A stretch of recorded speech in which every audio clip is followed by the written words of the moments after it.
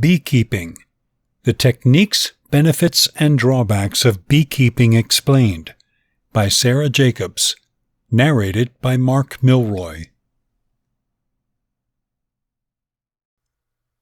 Chapter 1. The Benefits and Drawbacks of Beekeeping. Almost anyone can master the abilities that are necessary to be a really good beekeeper. Your journey to successful beekeeping starts with the preparation. You should try to understand everything you can about beehives before your bees arrive. Here are some things to consider about beekeeping. Pros to beekeeping. There are several reasons why you may wish to raise honeybees, including: honey is probably the apparent answer. Most beekeepers want to produce fresh honey. A single bee can produce 1/12 of a teaspoon of honey in her life, about 6 weeks, and with a group including thousands of bees, that can build up rapidly. Beeswax is another well-known product that comes from bees. Worker honeybees produce wax from special glands on their abdomen. The beeswax is formed into honeycomb and becomes the structure of their home. We use beeswax also. It's used in candle making and cosmetics. Many creams and lipsticks contain beeswax. Pollination. If you really want better yield from your groves and gardens, honeybees can help. Raising honeybees makes sure better pollination of blooming plants. That means more food for ourselves and wildlife. Honeybees are the heroes of pollination efforts for modern agriculture. Having said that, the role of native bee species can't be ignored. Diligent workers. There's a reason we say busy as a bee. Bees are consistent workers. They don't need constant tracking. A group of healthy, well-managed bees will produce wax and honey which you can make use of later or sell for profit. On average, expect to spend an hour a week throughout the warm season on group management. Keep in mind that in chillier climates, you might really need to help bees overwinter appropriately. Challenges to beekeeping. There are some downsides to raising honeybees, though. Non-natives. While we actually do manage honeybees for honey and pollination, there's some concern that honeybees are out-competing our native bees in the wild. Honeybees are non-natives. Wild, singular bees are the super-pollinators of our native flowers and plants. If you're getting bees to pollinate your food, not to produce honey, think of using a solitary bee house and encourage native plants and wildflowers. Stings can happen with honeybees. Contact your medical professional first to identify if you are one of the unfortunate people who are allergic to honeybee stings. And even if you aren't allergic to it, stings are painful. Learning how to properly manage your hives will minimize stinging episodes. Cost of supplies. The preliminary cost of beekeeping can be intimidating to newbie beekeepers. You'll need to purchase supplies such as a hive, appropriate protecting clothing, a smoker, and a hive tool. At the time of this writing, a single new hive may cost about $150, clothes and gear may cost about $160, and a plan of new bees may run $125 to $150. Typically, you can find starter kits with bees, boxes, and equipment for a better combined price. The first year can be a tough one. On top of learning the ins and outs of beekeeping, you might not get any honey for yourself. Your bees have a lot of work to do during the first season. They should produce wax, raise young bees, and store honey for winter. Learn to be patient with yourself and your bees. Bee illnesses. As you might know, bee populations have been in decrease for several years. Illness, pesticides, and parasites are the most common problems come across by bees, but at times there is no clarification for an unhealthy hive. Take the time to learn how to keep your bees healthy and to inquire about any problems other beekeepers in your specific area may have had. Join a beekeeping neighborhood. Be sure to speak with regional beekeepers and beekeeping companies or the communities in your area. They typically meet at public libraries. It is always a great idea to go out with a specialist several times before raising your own bees. There are a lot of companies about beekeeping readily available to those ready to look. Those organizations are particularly useful for finding swarms, collections of bees, as soon as you've become developed with your apiary. Chapter 2. Bee Stings Prevention. An important consideration when it comes to bees is that they truly don't want to sting you. It suggests that you need to somehow provoke a bee to make it sting you. Unfortunately, in some cases, this happens accidentally. Lots of us have made the mistake of stepping on a bee or gone too near a beehive without appropriate safety measure. You can generally prevent a sting by just leaving them alone. Standing still while a bee flies around, you can be an effective way to stop pain for you both. And even if one of the stinging pests arrive on you, it will probably fly off by itself with time. Bees at times react to certain odors that perfumes or colognes carry. If you know you are going into a region that generally has them, keep your aroma neutral. Bright colors can also attract other bees. Be certain to wear shoes outdoors so as not to unintentionally step on a stinging insect.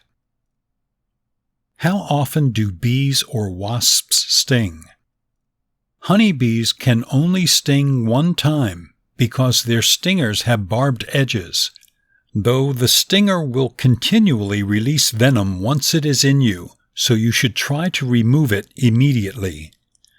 Bumblebees, on the other hand, have smooth stingers and can sting more than just once.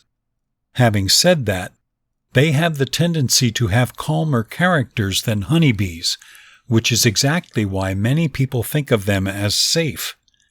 Wasps can likewise sting more than once. Yellowcoats are an especially aggressive kind of wasp, and they can also sting several times.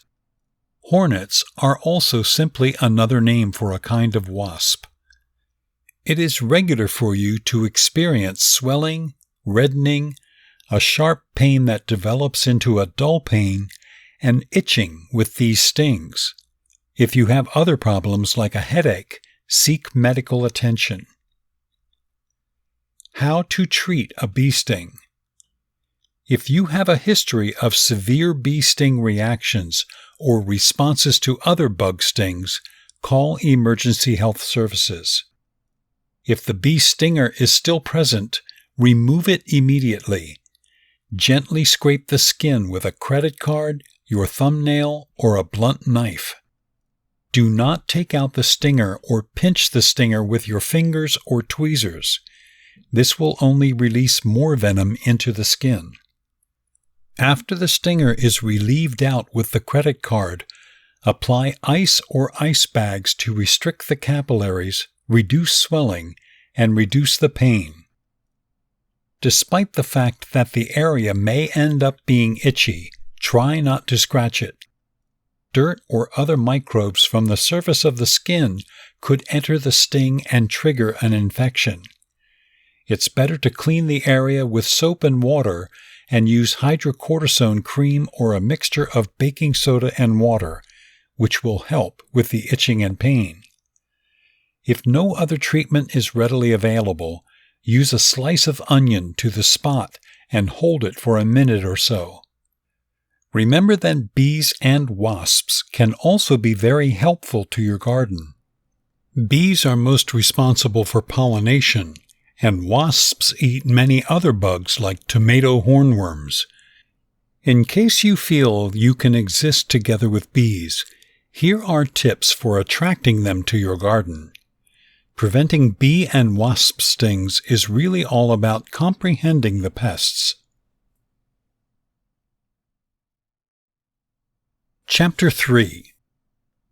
Harvesting Honey. Is there anything tastier than fresh local honey? As soon as you have got your honeybee colony developed, it's time to begin gathering your own supply of honey. Here are some pointers and things to consider. Collecting your own honey. Having an unlimited source of honey right in your backyard might sound glamorous, but many new beekeepers have impractical expectations relating to honey production. For instance, bees don't make honey year-round in most areas, and for a lot of us, it won't be until the second year that the bees have any excess honey to spare. In addition, the amount of honey that your colony produces depends on where they're located. If you live in an area without access to a lot of flowers throughout the spring, summer season, and fall, honey production may not be great enough for you to take a share. That being said, once the colony does start, the honey is well worth the wait. Through a rather industrious process, honeybees make honey from plant nectar. The resulting honey is stored in the hive and used throughout winter or drought as a food source for the hive.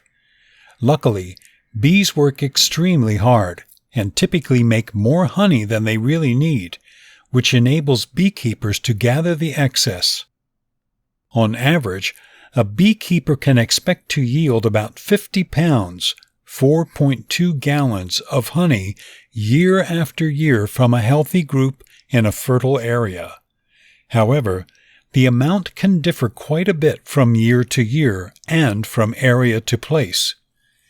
Before visiting your beehive to collect honey, be prepared by having the proper clothing and equipment.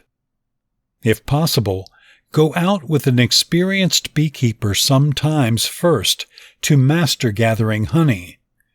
The bees know very well that their winter season survival depends on having a source of food, and they will not be specifically eager to give up the harvest. Remember this: never handle bees if there is a potential of you having an allergic reaction.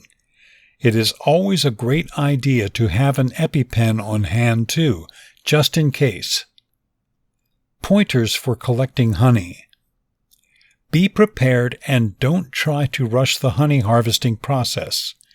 Mild, calm movements, and not big overstated ones, will help keep the bees relaxed.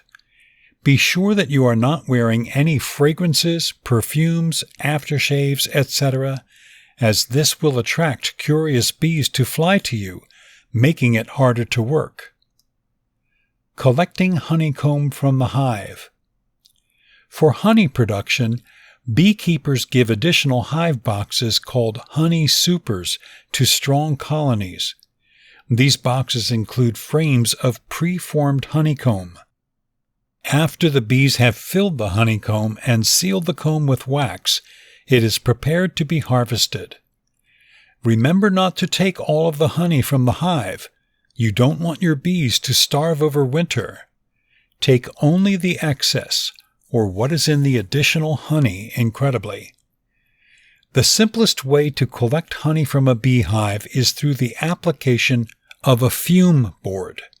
A fume board looks similar to a regular telescoping top or outer hive cover, but the inside contains an absorbent material that is sprayed with a non-toxic resolution that the bees don't enjoy. Place the fume board on top of the full honey extremely you wish to harvest. After some minutes, the bees will move from the odor and leave the honey extremely, which lets you get rid of the box of honey with minimal disturbance. Beekeepers usually use a smoker to pacify the bee group, but using way too much during harvesting can impact the honey's taste. Extracting the honey. After getting rid of the honey super from the hive and bringing it to a location protected from bees, you can start the extraction process. A hot knife is used to cut the wax cappings off the cells of the honeycomb. These wax cappings can be used to make candle lights, so do not throw them away. Once the cappings have been gotten rid of, you can begin to separate the liquid honey from the comb. A honey extractor, either electric or manual, uses centrifugal force to separate the liquid honey from the comb without damaging the comb. That permits the beekeeper to reuse the frame of empty comb in the honey vary.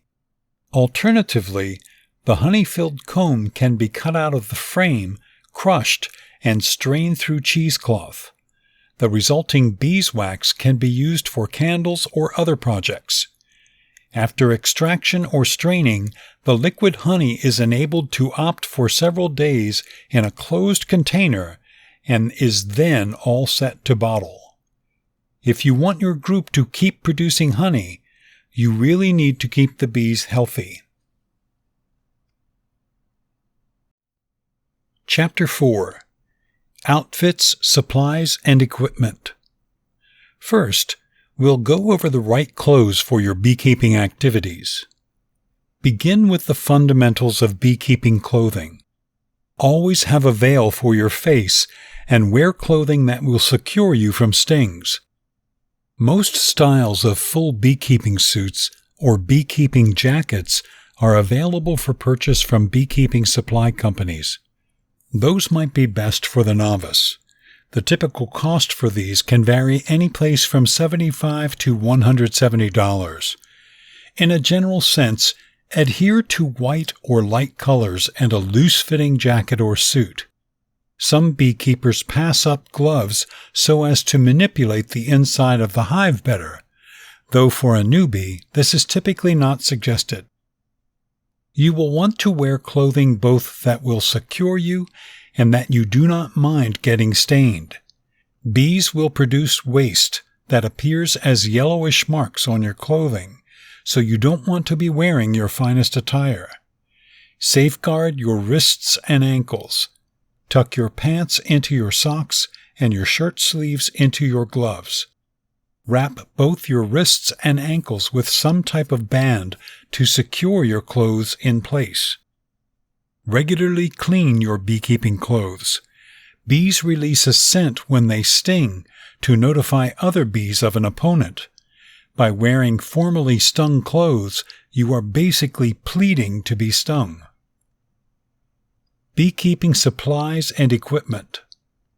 Besides the hives, there are 3 fundamental supplies you are always going to want to have when handling bees. Cigarette smoker. Smoke, if used properly and not exceedingly, will help to relax bees. A small smoker is fine for a number of hives. If you have 4 or more hives in your apiary, you might want a larger one. You want to produce cool, white smoke.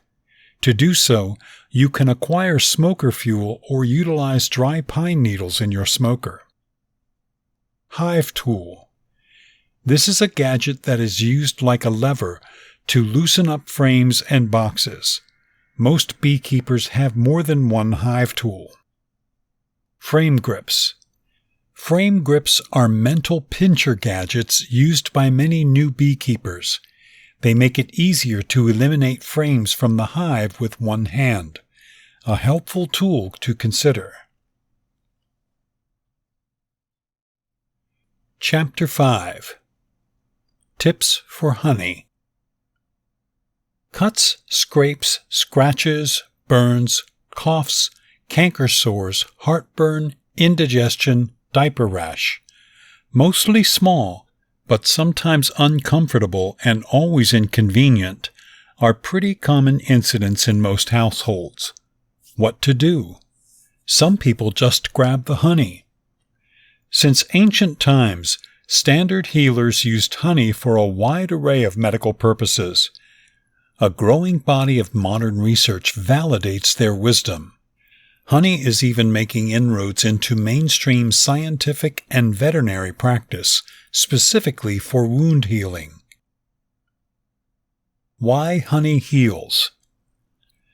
Honey has strong bactericidal properties, does not stay with healing tissue like bandages, does not cause allergic reactions, helps prevent scarring, and gets rid of debris from wounds. Germs have shown no resistance to its antibiotic properties. Scientists say it shows promise for dealing with MRSA and other antibiotic-resistant infections. Although they have found a lot of honey's healing properties and substances, researchers say they've only begun to understand the what's, how's, and why's of this intricate natural compound. For just one thing, it would be better to characterize honey as honeys. Each honey has its own unique constituent profile, depending on its geography and the flowers the bees checked out to gather nectar. Though all honeys tested have revealed strong healing potential, some honeys are better than others for dealing with a given condition. The majority of the so-called medical grade or medical honeys on the market are called Manuka honeys. Manuka honeys contain uncommonly high levels of antibacterial activity for reasons only partially understood. How honey heals. Bear in mind, before using honey, see a medical professional first for leak wounds. You may really need your tetanus shot upgraded. Deep wounds might need stitches, badly contaminated wounds, and hard-to-heal wounds. During your visit, ask about using medical honey for dealing with these and other wounds. For treating a cut or injury, including hard-to-heal or contaminated injuries, clean and pat-dry the injured area, clean your hands well, and apply raw honey directly to the wound.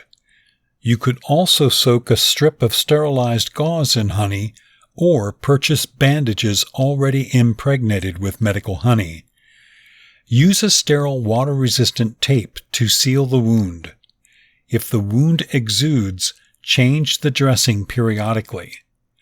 Once it's started to dry, you can leave the dressing on for the entire day. For a sore throat or sores in your mouth, swirl a teaspoon or so of raw honey, which is around in your mouth several times a day. For efficient cough suppression, sip honey with lemon juice, or just sip a spoonful of raw honey as seems to be needed. For occasional mild heartburn or stomach upsets, drink a spoonful of raw honey from time to time. For burns, use medical-grade honey as directed above for cuts and other injuries. The honey may sting. If the pain continues or becomes more powerful, discontinue the honey treatment. Check out a health professional initially if your burn covers a big area or has led to charred skin. For diaper rash, integrate warm olive oil, beeswax, and honey and spread it over the area. Caution: do not feed honey to infants less than a year old. Some experts suggest withholding honey until 4 years old. Honey may include botulinum spores the child's digestive system is not mature enough to destroy. External honey applications, or for diaper rash or injuries, do not carry this risk. Which kind of honey to buy? Most honeys on grocery store racks have likely been pasteurized, warmed, and/or otherwise processed, which ruins some or most of their beneficial properties. Some honeys are also adulterated with other forms of sugar. For remedy purposes, try to find raw, unheated, unpasteurized, unprocessed honey, preferably one whose source you can vouch for, like a local beekeeper, or some brand names of commercial medical-grade honey. Medical honey, usually one of the Manuka honeys, is available online or in specialty stores in containers or in honey-impregnated dressings, creams, gels, and lotions. For regional honeys, specialists suggest the darker the better. Chapter 6. What to understand about bumblebees. Recently, I was at a beekeeper's place. There were so many bumblebees, and they moved so quickly from flower to flower searching for pollen and nectar that it was hard to get one to stand still long enough to get a good picture. They are quick workers and, because of their larger bodies, can carry larger loads. Are bumblebees good pollinators? Yes. Bumblebees are outstanding pollinators, far more effective pollinators than honeybees, in fact. They primarily forage for pollen instead of nectar and transfer more pollen to the pistils of the flowers they see. Many crops are well suited to natural pollination by bumblebees, including, but not limited to, cucumbers, peppers, tomatoes, seed crops, strawberries, blueberries, raspberries, melons, and squash. They are especially attracted to tube-shaped flowers. Female worker bees do the gathering of nectar and pollen. They perform a distinct service called buzz pollination by grabbing the pollen-producing part of the plant in their jaws and vibrating their wing muscles to loosen up trapped pollen. Bumblebees' wings beat more than 130 times per second. If you can get one to hold still long enough, look closely and you will notice the pollen basket, or corbicula, on its rear legs, where it stashes a load of pollen to return to the nest. Crops like tomatoes, peppers, berries, and cranberries bear better fruits if they are buzz-pollinated. The flowers on berries are enclosed, so it takes a bumblebee's long tongue to get to the plant's nectar. Which flowers attract bumblebees? Bumblebees have to work harder than ever to find food and shelter because of environment loss and the overuse of pesticides. To attract bumblebees and other native bee species, consider native plants like asters, coneflowers, echinacea, lupines, bee balm, and spring ephemerals. Still, bumblebees aren't picky. Anything that produces nectar and pollen works for them. If you plant even a little area or several containers with flowering plants, the bees will find them. Plan your garden to have a long season of flower. Bumblebees have the ability to fly in cooler temperatures and lower light conditions than other bees, making them amongst the first pollinators you'll see in the spring and the last ones flying in the fall. Unfortunately, this capability also makes them more vulnerable to agricultural pesticides and herbicides, which are normally sprayed in early morning and later in the day to stay away from hurting the honeybees that are active throughout the middle of the day. For spring, try planting crocuses, Virginia bluebells, lungwort, comfrey, hellebore, California poppies, columbine, low-growing phlox, or spring ephemerals. For early and late summer, plant coneflowers, sunflowers, black-eyed Susans, bee balm, gentian, larkspur, or tall phlox. For fall, when it gets harder to find nectar, try planting fall bloomers such as salvia, wild geranium, polyp, basil, chives, cilantro, and parsley. How do bumblebees fly? There are about 45 species of bumblebees, bombus, in the United States alone. Those big bees are round and fuzzy with short stubby wings. You have to really wonder how these huge round bees fly so well. A current study showed how the small wings keep the bees up. Bumblebees flap their wings back and forth instead of up and down. Apparently, bumblebees' wings are more similar to a helicopter propeller than an airplane. Do bumblebees make honey? Yes, but inadequate to be a source for human intake. Bumblebees make a small amount of honey, just enough to tide them over some days of bad weather. They can maintain about a week's worth of food in their bodies, so they really need to forage routinely to survive.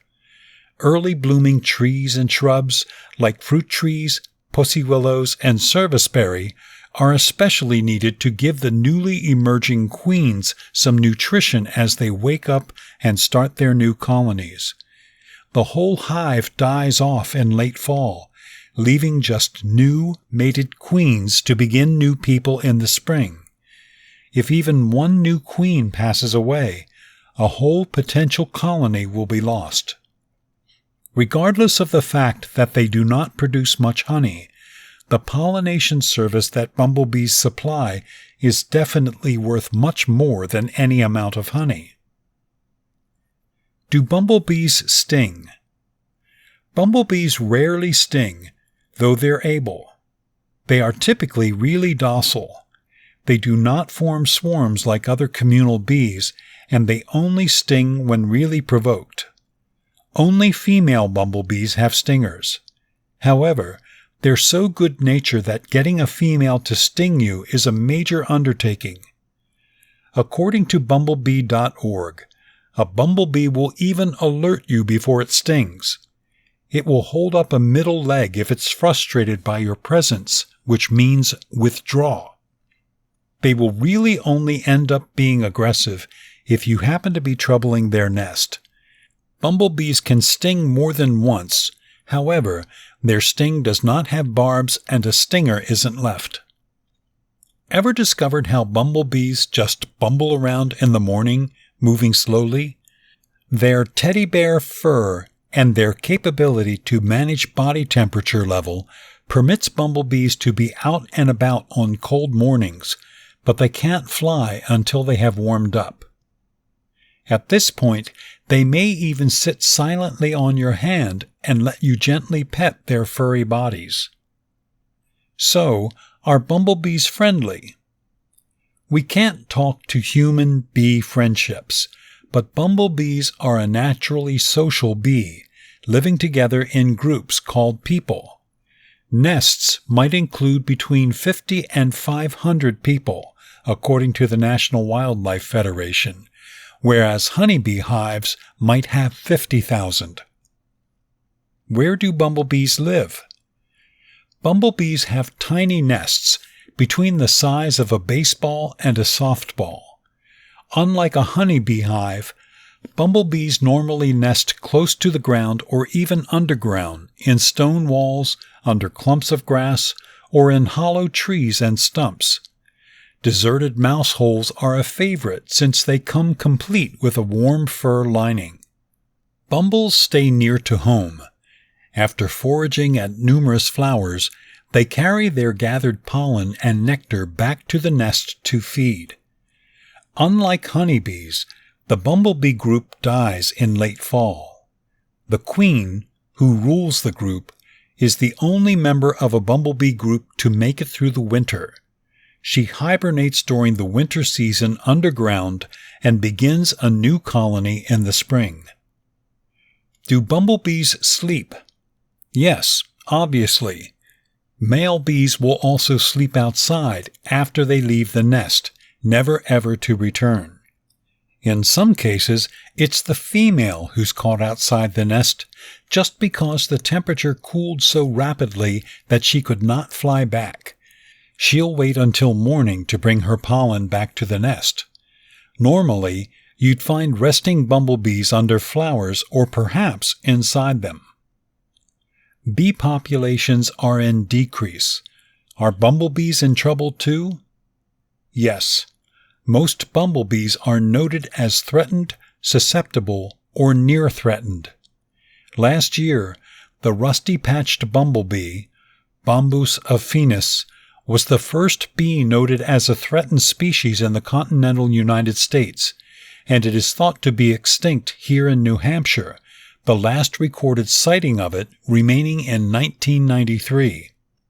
According to the Department of Farming, the decline in bumblebee populations can be blamed on the 5 P's: parasites, insects, pathogens, poor nutrition, and pesticides.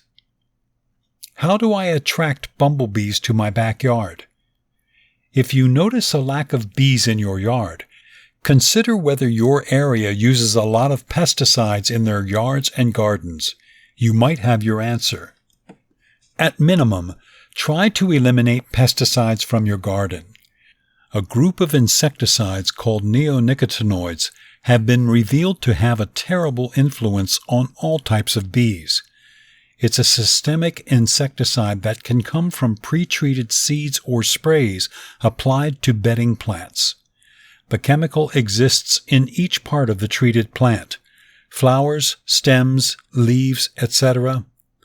Buy organic when possible, or ask your local nursery to ensure that no systemics were used on the plants you are acquiring. To supply nesting sites, leave some part of your garden a little wild and brushy. Do not cut or rake there, and leave some plant stems standing over the winter season to give the new queens positions to hibernate and spots to establish new groups in the spring. Chapter 7: Diseases and Bee Pests. A really vital part of successful beekeeping deals with honeybee health. Learn more about the most common bee pests and diseases and how to manage them in your apiary. Nest Collapse Condition, CCD. During the winter of 2006, beekeepers started to report much bigger than typical losses of bee groups. Those groups would struggle unexpectedly, with most of the workers vanishing from the hive, leaving the queen and a handful of young bees to fend for themselves. This phenomenon became known as group collapse disorder. The possible reasons for CCD are still being discussed today. Investigators agree that the disorder stems from a combination of problems, but continue to search for a conclusive answer. Varroa mites. Varroa termites assault both adult and larval bees, feeding off the bees. This weakens the bees and eventually shortens their life expectancies.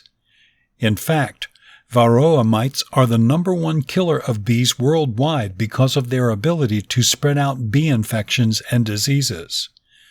You can't stop your group from Varroa infection, but you can save your colony from failure.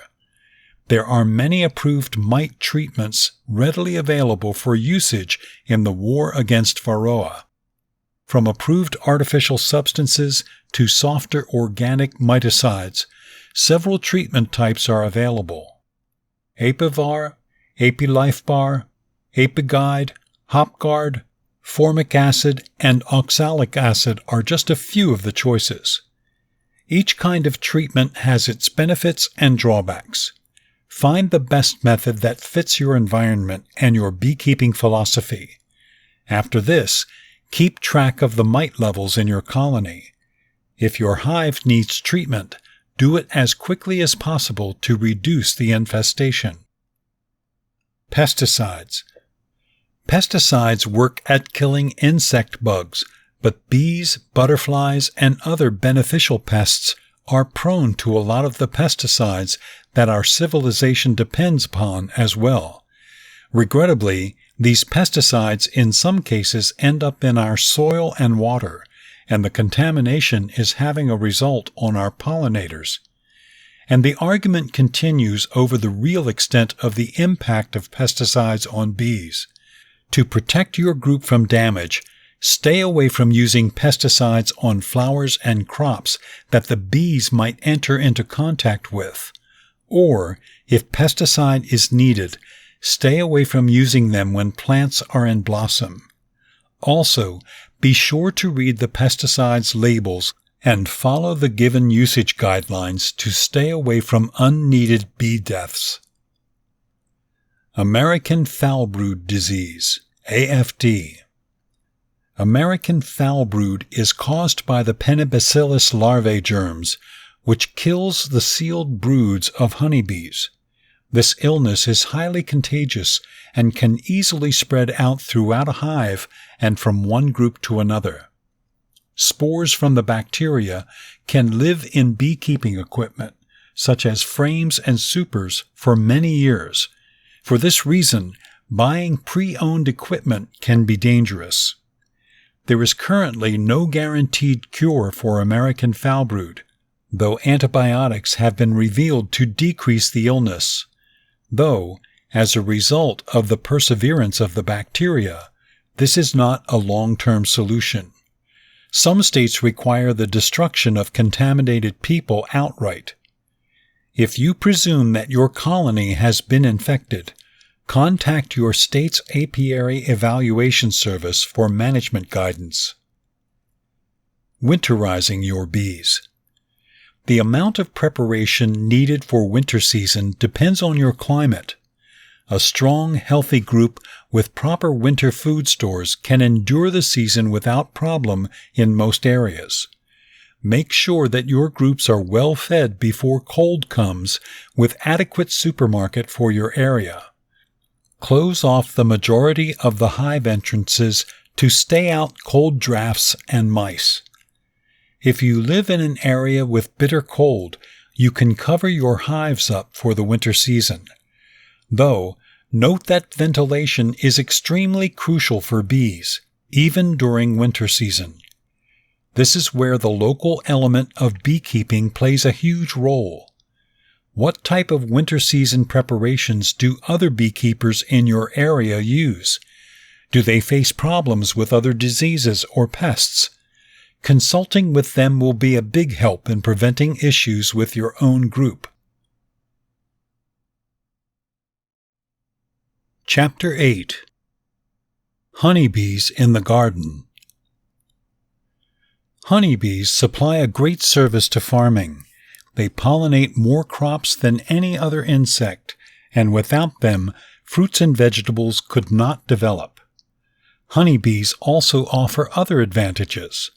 Man has been raising bees and collecting their honey for countless years.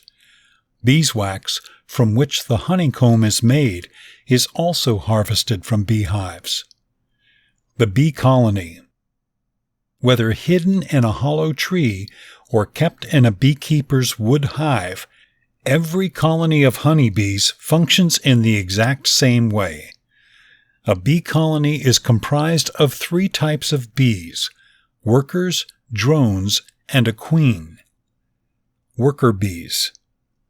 The majority of the bees in a hive are workers, sterilized females that can number in the tens of thousands. Young worker bees are called house bees. They build and maintain the hive, feed the young, make honey and wax, and tend to the queen. Older workers fly from the hive to gather nectar and pollen for food and for usage in making honey and wax. As a worker bee buzzes from flower to flower, she gathers nectar and stores it in a specialized stomach called a honey sac. She also picks up pollen in her fine hairs and combs it into pollen baskets in her back legs. Heavily laden, she finds the fastest course home, making a beeline for the hive. Drones. There are numerous drones in a colony. They are males that develop from unfertilized eggs, and their only job is to mate with the queen. Throughout the mating routine, the queen flies high into the air, nearly 30 feet above the hive. Up to 10 or more drones mate with the queen and then die. The queen returns with enough fertilization to lay eggs for years to come. The queen bee. There is only one queen in a hive, and she can lay up to 2,000 eggs a day, and may lay 1 million eggs in her lifetime. When a new queen is born, the old queen leaves the hive with about half of her workers to form a new group. When flowers are in blossom, bees work continuously from daybreak to sunset, collecting pollen and nectar and pollinating flowers in the process. To be as busy as a bee is to be busy undoubtedly. Chapter 9. Bee Races. This is a very fast, condensed description of some of the more popular honeybees for beekeeping. Brown bee.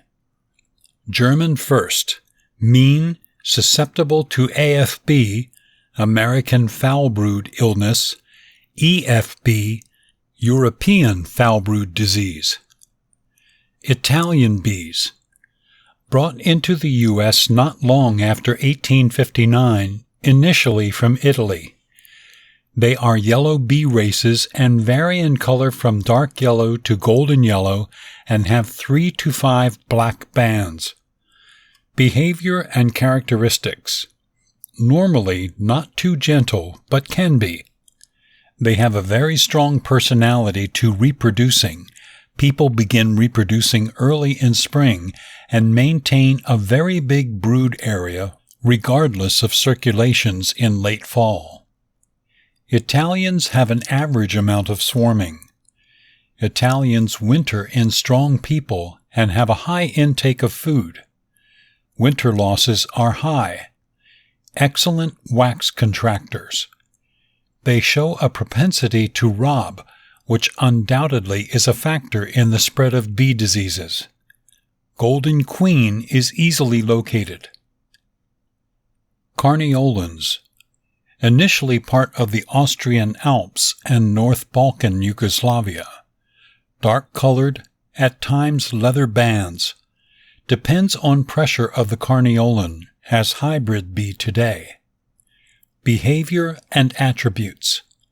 Quietest and one of the most gentle races.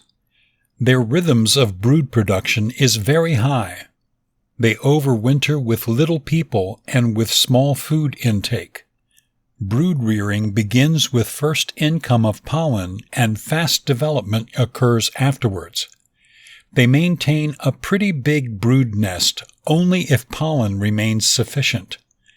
In fall, the population of the colony declines rapidly. Overwintering very well. Strong disposition to swarm, but this personality can be influenced by choice. No inclination to robbing. Use of propolis is little. Poor wax builders. Really hard to find queen. Work in cooler temperature levels. Caucasians. Initially from the high valleys of the main Caucasus mountain region. They have a shape and size similar to carniolans. It's hard to find a pure gray type. Most stress we have today have been imported to us from Russia throughout the 40s. Habits and characteristics. They are extremely gentle and calm on the combs. They are ardent brood producers and raise strong people. Their personality to swarm is weak. They are good users of propolis. Overwintering very well. No inclination to robbing. Use of propolis is small. Poor wax contractors.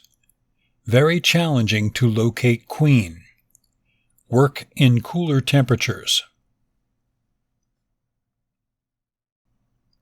Chapter 10. Controlling bees better.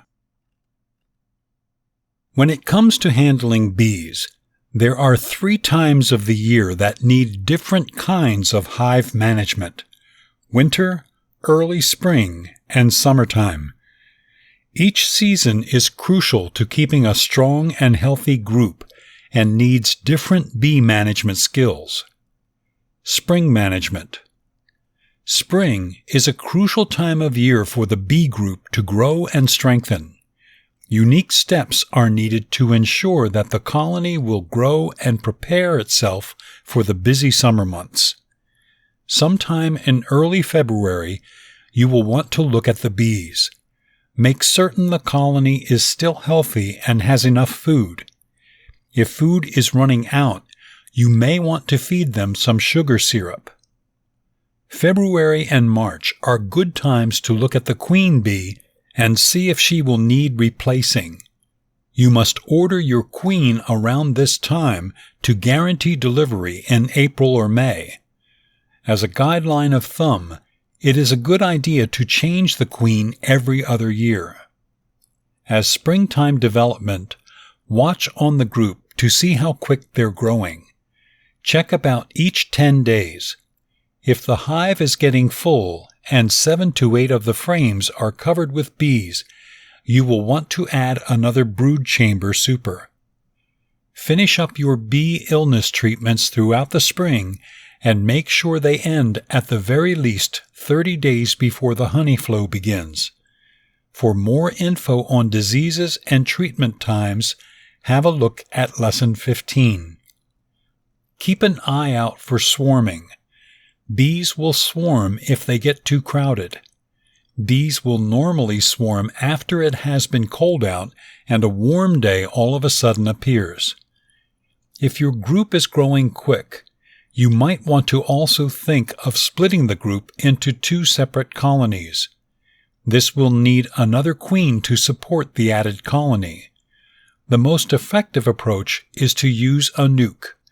A nuke is a small hive where you will transport 2 frames of brood with bees on it from a very strong group along with 2 frames of honey. Do this during the middle of the day when the aggressive worker bees are out gathering nectar. Insert the 4 frames into the nuke along with a packaged queen bee. Seal the entrance and move at least a mile from the old hive location.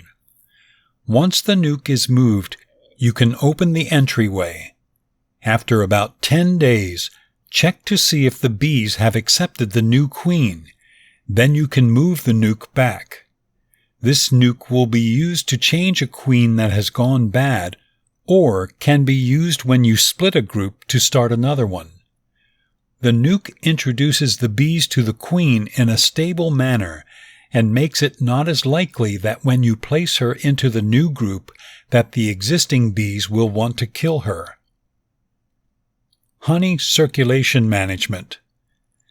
Management just prior and throughout the honey flow is important. This is the time when bees will need room to save honey, and timing is critical. The timing of the honey flow is totally dependent on where you live and the primary plant nectar sources. In Oregon, one of the major sources is the blackberry shrub, since there's an enormous abundance of it throughout Oregon. Once it starts blooming, you know the honey flow will start. 10 days to 2 weeks before the honey flow, or when the major nectar-producing plants start to bloom, add a honey super on top of the brood chamber. To keep the queen out of the honey super so she won't lay eggs, you have a number of alternatives. One is a queen excluder, which is a wire mesh that makes it impossible for the bigger queen to go through. Another option is to use 3 frames of plain foundation in the middle of the honey with drawn comb frames on the outside. A queen will always come near the middle of the incredibly when moving up, and if she sees the plain foundation, she will not lay eggs there. Watch on how full the honey incredibly gets, and add another incredibly if it begins to get full. The best technique is to add the honey supers even before the flow starts. It is better to have too much space for the bees to keep honey than to have them run out of room and trigger them to swarm. You can add 1 to 3 honey supers on top to provide sufficient room. It all depends upon how strong your colony is and how much honey you think they can produce. Always err on providing too much room. After the honey flow, which is typically sometime around the end of July in parts like western Oregon, you can remove the honey supers to collect the honey. Honey flow times can vary tremendously depending on location, and can even happen as late as August or September, depending on the kinds of plants in the area and when they flower. Winter management. If your bees are going to make it through the winter, they need to be well fed and protected against disease. The cold weather is when bee diseases are most widespread. The bees aren't able to leave the hive usually, so they're vulnerable to more illnesses. Below are some steps to help your bees make it through the winter season. Check to make sure your colony is strong enough to winter season.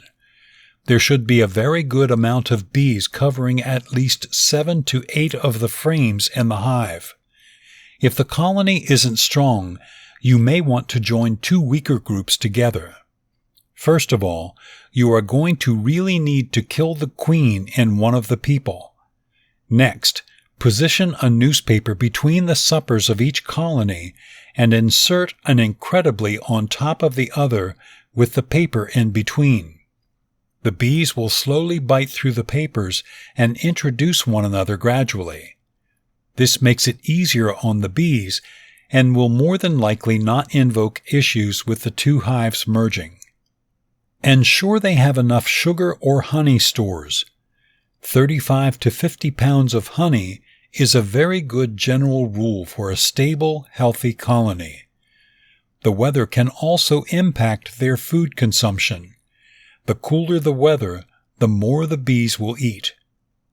If you aren't leaving the bees honey stores to eat over the winter season, use a pollen patty or hard candy called a candy board.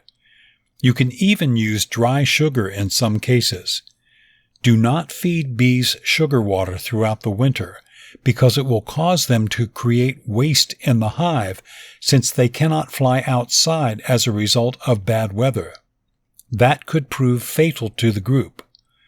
A pollen patty, which is a mixture of sugar syrup, white granulated sugar, soy flour, yeast, and bee pollen, is a really good form to feed them throughout the winter season. You combine these active ingredients and form them into a patty and insert into the hive. The bees will nibble on everything winter and get the nutrition and protein they need to survive the winter season. Early winter, around October, is when you want to do another round of illness control. Put on entrance reducers. The entrance reducers will keep out yellow jackets that want to rob the hive of food and will also help keep the cold out of the hive. Tilt hives a bit so that water falls off. Create an upper entryway in the hive by drilling a small hole. The hole will allow condensation and wetness to escape and keep the hive dry. From the beginning of October to February, don't bother the bees. This has been Beekeeping, the techniques, benefits, and drawbacks of beekeeping explained, by Sarah Jacobs, narrated by Mark Milroy.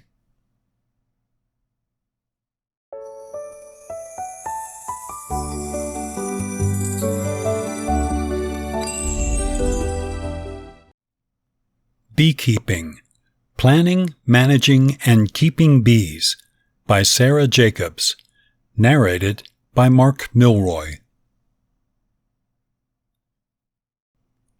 Chapter 1. Planning. If you've determined to progress with raising bees, let's get down to business.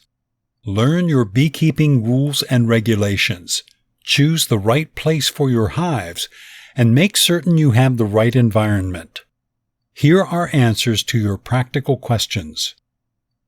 Know the laws. Your county or municipality might have restrictions on beekeeping, like how many hives you can keep. There may even be an ordinance forbidding beekeeping. In many states, there's a regulation that requires beekeepers to register their apiary areas and pay a little annual registration charge. This is done to lessen the spread of bee diseases. Also, ensure your homeowners association, HOA, authorizes and that you follow the HOA rules. Beyond the laws, it is very important to make certain that your next-door neighbors are comfortable with and not seriously opposed to your keeping bees in the community. Most an unpredictable neighbor has been won over by the guarantee of a container of honey sooner or later. Be a great next-door neighbor. Position your people with care to stay away from triggering problems with others in the area. Understand the bee's flight path. We use the term beeline for an important reason. Bees will take the quickest course from their food source to the hive. Sometimes this results in disturbing human beings or animals and pets. Also, bees defecate in flight on their way to food and water. This can stain car finishes and leave colored areas on everything right below. If the bees will be flying across a pathway where people walk, consider setting up fencing or high plantings near the hives to encourage the bees to get altitude quickly. This will help to keep them and you out of damage's way. Choose the right location. Fortunately, bees can live in nearly any place. We'll talk about different hive styles in another post, but try to face the hive towards the rising up sun, east, or toward the south. Early morning sun on the hive front is a good thing. It warms the hive and the bees. Position your hives in a sheltered area. Try to avoid hilltops, as they have the tendency to be windy. Apart from this, stay away from low areas that hold cold air for longer periods and have the tendency to be moist. Be sure that your hive area doesn't have flooding issues so that you can always access the apiary. And sunlight. Bees need water each day of the year. Is water available? If you or your next-door neighbor have a swimming pool, get an alternative water source for the bees in place before the bees arrive so they aren't lured by the chemically treated water. That source must be closer to the hive than the pools. Bees also really need nectar and pollen. Will you need to feed the bees to guarantee their survival? Yeah, at times you might need to help the bees with feeding. This is specifically true in times of dry spell or to help a weak hive prepare for the winter season.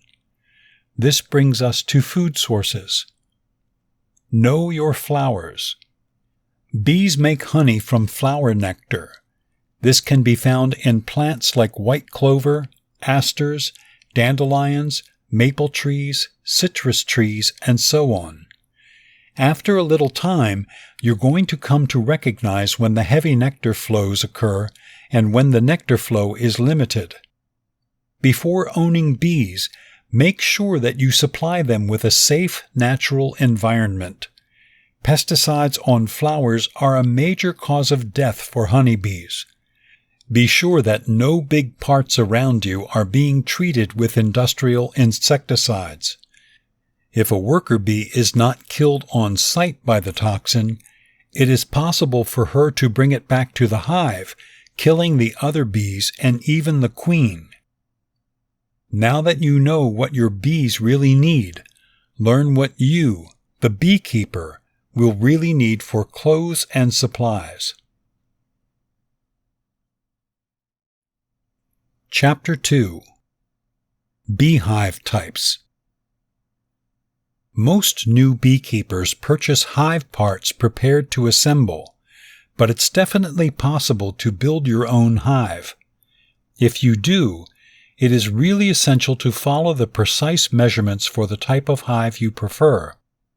Incorrect hive dimensions result in honeycombs being built where it isn't wanted, from the beekeeper's perspective at the very least. 3 best types of hives. 1. Langstroth hive. The Langstroth hive is the most common style in usage today and a preferred for new beekeepers. The design was patented by Reverend Lorenzo Langstroth in the mid-19th century and functions detachable frames that the bees build comb in. Langstroth hives include boxes that stack on top of each other. Parts of a Langstroth hive. Outer telescoping cover. Keeps the entire hive dry from rain, similar to a roofing system on a home. Inner cover. The inner cover fits between the top hive box and the outer cover. It offers insulation and prevents frames from staying with the outer cover. It can be used with a bee escape when gathering honey. Shallow honey super. Shallow supers are the most commonly used size for honey production. Queen excluder. Enables only worker bees to go through, keeping the queen and drones away from the honey. This is an optional piece of equipment that prevents the queen from laying eggs in the honey collection supers. Not each beekeeper uses an excluder. Frames.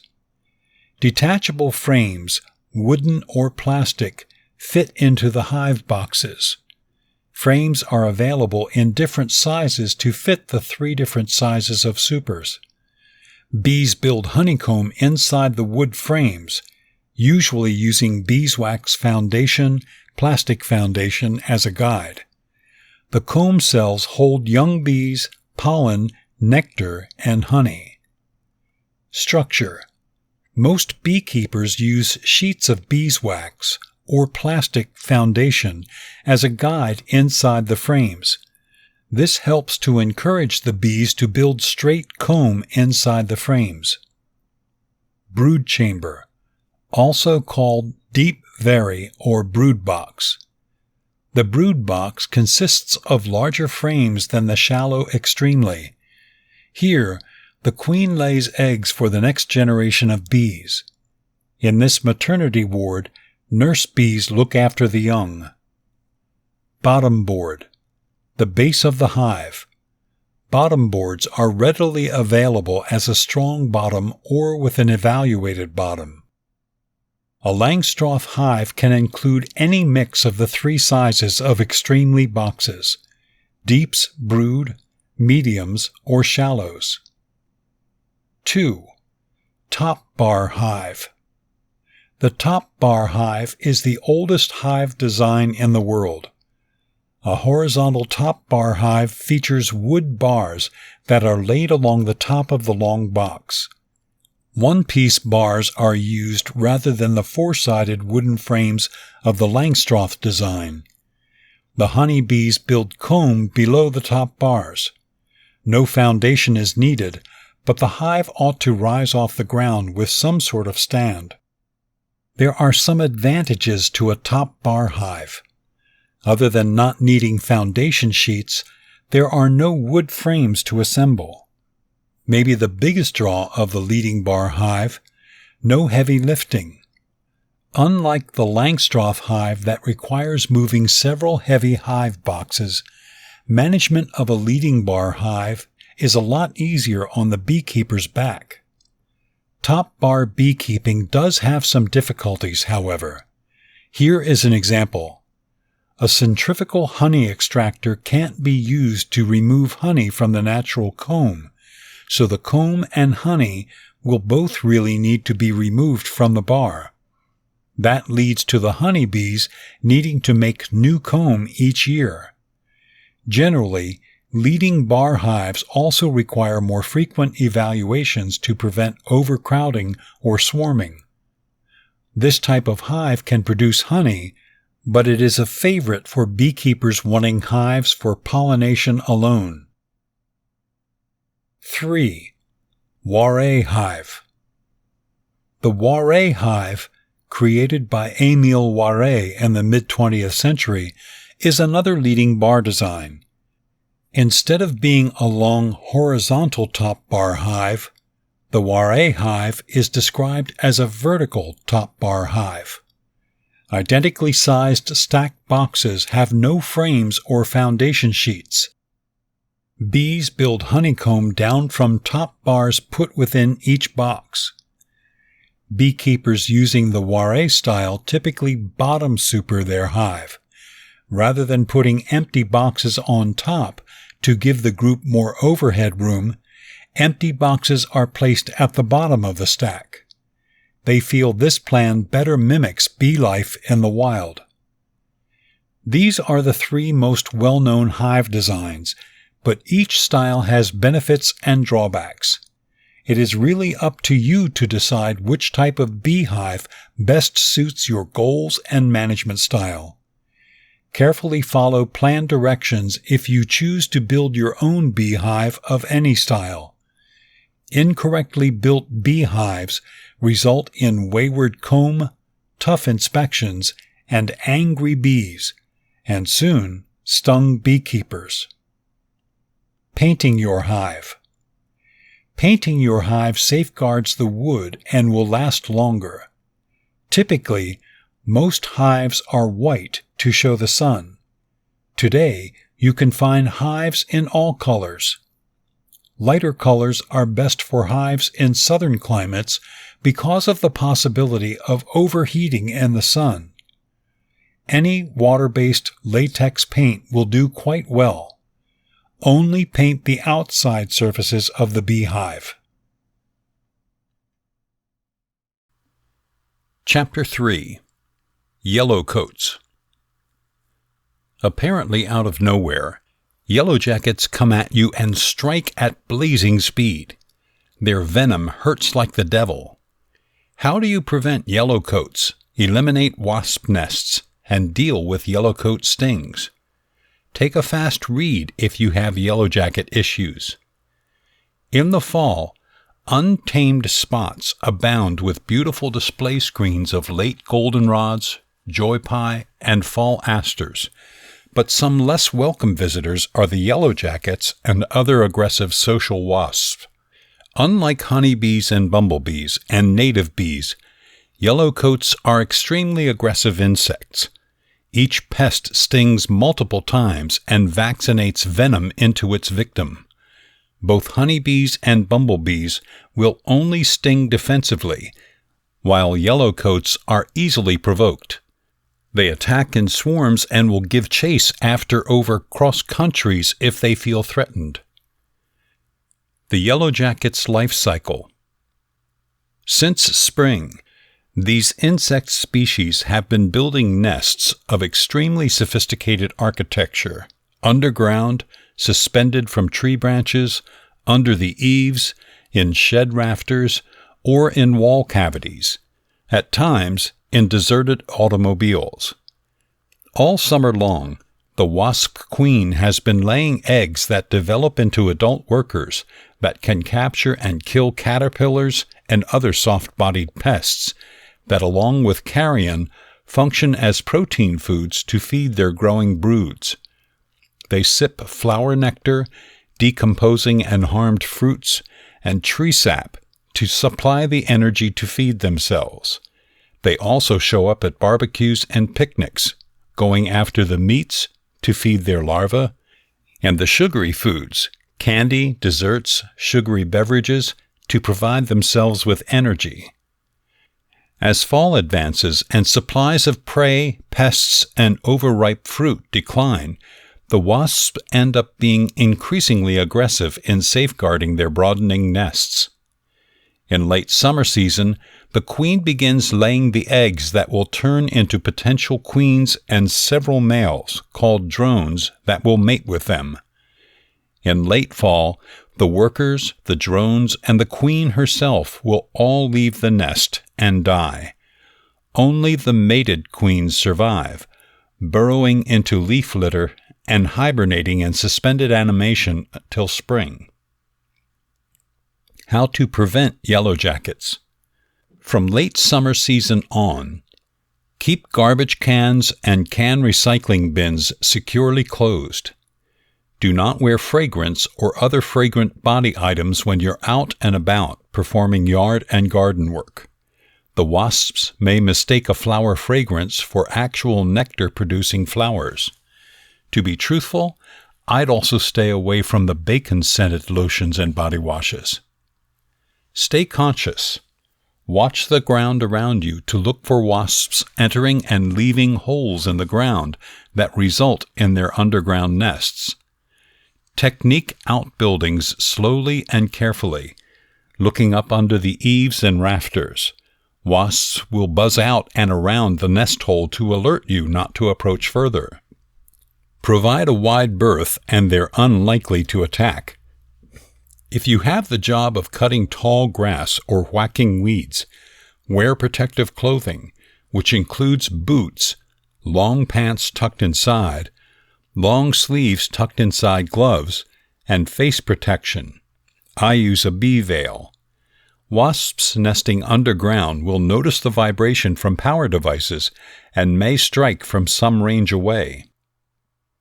How to avoid yellow jacket stings. Resist the urge to swat, slap, and run away. The wasps might view fast movement as a lot more threatening. Move away slowly, covering your face with your arms, and keep moving. If you have disrupted the entire colony and many wasps have come for you, run into a largely shaded area. Wasps prefer bright sunlight. Do not jump in a pond if one is nearby. The wasps will hover around waiting for you to surface, then instantly assault your head. How to deal with yellowcoat stings. If you do get stung, many people develop pain, redness, and swelling around the site of a wasp sting. Self-care includes spreading out a paste of baking soda or table salt and water over the area immediately after the sting, later applying an ice pack to reduce the swelling. But some people have a serious, potentially lethal response to a yellow jacket sting or stings. Get health attention immediately if you have actually received many stings, you've been stung in the mouth or throat, you start wheezing or sweating a lot, you have trouble breathing or speaking, if your throat or chest feels tight, you break out in hives, you feel nauseous, dizzy, or significantly restless. Speak to your medical professional about carrying emergency medication to use in case this happens again. Removing wasp nests. Because all wasps are convenient to us as insect predators, specialists suggest leaving their nests alone unless they pose an impending danger to human or animal health. Mark the area and stay away from it till the wasps all leave in late fall. They will not return to the nest next year. But when yellowcoats have stung or built their nest near the home or outbuildings, or in the path of human activities, you may want to eliminate it. Here's what to do. If it's a huge nest, or if you've ever had an extreme response to wasp or other insect stings, work with a licensed pest control expert to manage the job. If you decide to do it yourself, recognize that the stinging pest is indeed a yellowcoat or other aggressive wasp. Mark the area of the nest without getting too close. Purchase a pressurized can of wasp and hornet jet spray that sprays a solid stream of insecticide spray that will reach 10 feet or more. Then follow UNH Cooperative Extension entomologist Alan Eaton's excellent directions. Deal with in the evening, when most workers will be in the nest and non-active. Use a flashlight with a red filter over the bulb. Wasps can't see red light well. At the very least 2 hours after dark, quietly and thoroughly approach the group and completely spray into the entrance. Don't give a fast shot. Spray for some seconds to make certain the spray permeates deep into the nest. After spraying, walk away immediately and keep away for an entire day. For ground colonies, carry a shovelful of soil with you to cover the entrance before you walk away. Coveralls can be helpful, especially if they are slick, smooth material worn over other thick clothes. Lots of people choose Tyvek. If wearing a t-shirt and pants, safely tape or tuck them together at the waistline. Wear boots. Wasps may crawl over shoes and sting your ankles. Seal the pant cuffs safely over the boots with tape or rubber bands. Safeguard hands with leather or heavy rubber gloves, safely sealing the arms to the gloves at the cuffs. A beekeeper's hat and veil will keep wasps away from your face and neck. Make certain to fasten it to the clothing around your neck and shoulders. Chapter 4. Bee houses for native singular bees. Bee homes, or bee hotels, are comparable to bird homes, but instead of attracting birds, they attract native singular bee species. Unlike honeybees, these solitary bees are incredibly docile and up to 3 times more reliable as pollinators. No, you don't get any honey, but you are going to enjoy better flowers, thriving plants, and much healthier vegetables in your garden. Some of the most common singular bees are mason bees, leafcutter bees, and miner bees. A lot of these native bees are already part of the regional community, but providing them with a perfect place to nest in your backyard can enhance their lives and yours. Bee houses include a wooden birdhouse-like structure containing native bee nesting materials, generally hollow reeds or cardboard tubes. They are the best environment for singular, hole-nesting bees, who also happen to be some of the best pollinators around. 6 suggestions for managing an effective bee hotel.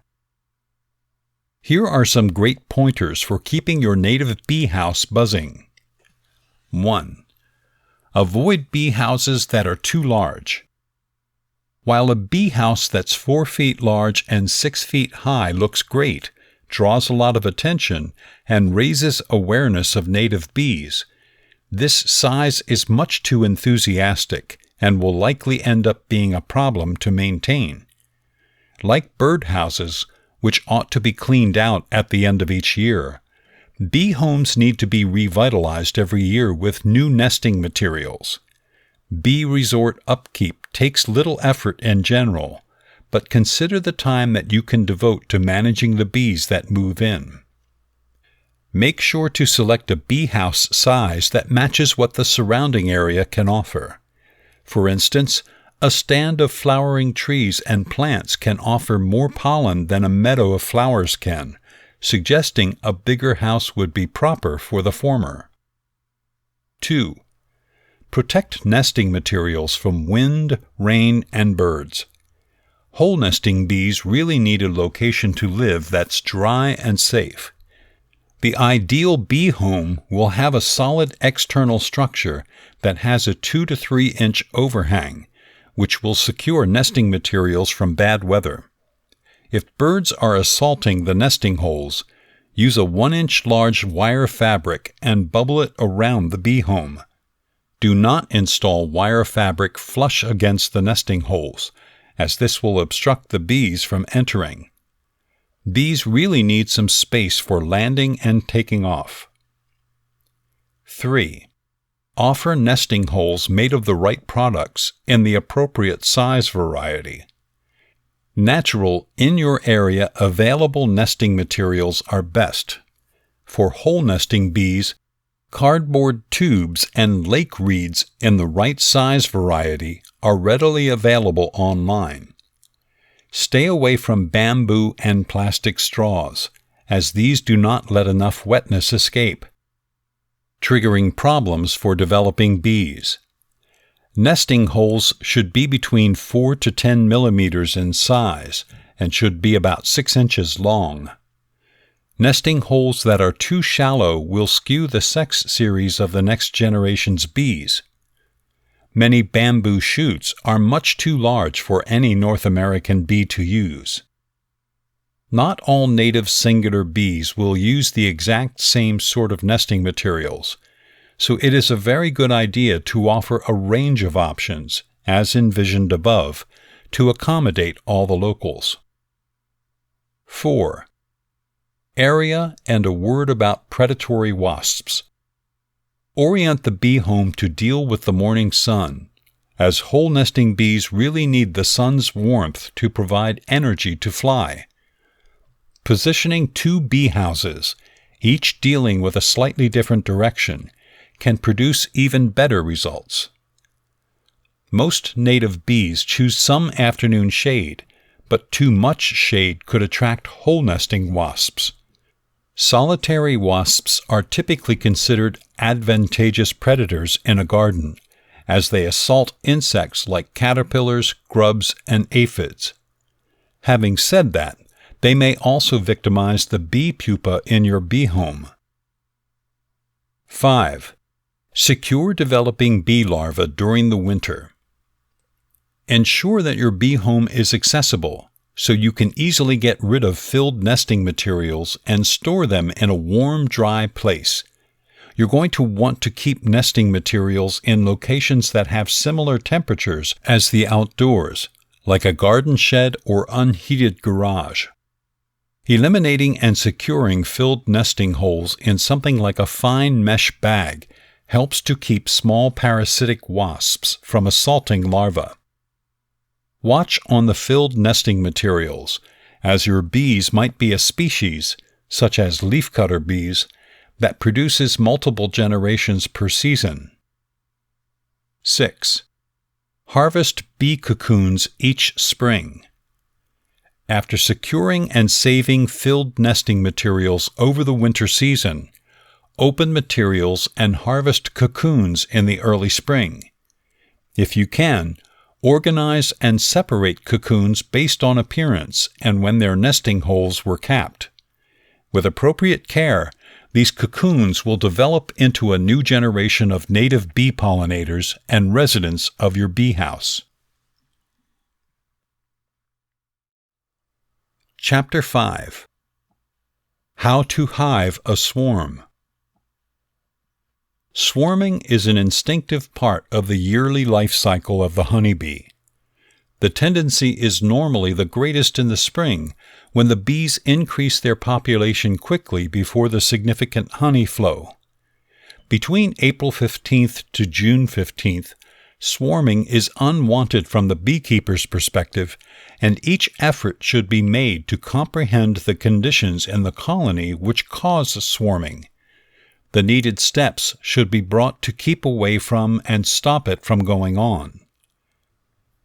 Difference in between swarm cell and supersedure. Before a group begins to swarm, they will start to develop queen cells to raise a new queen for when the old queen entrusts the swarm.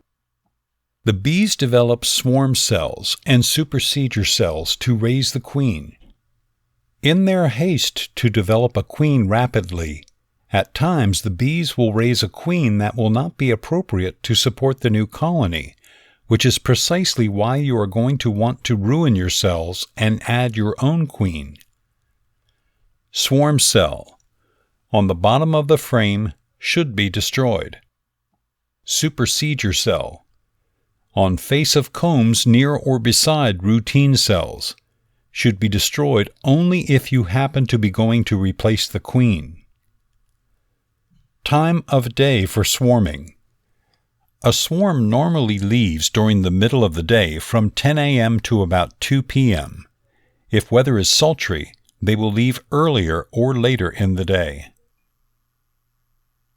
What actually takes place? The swarm of bees which leave the hive remove with the old queen.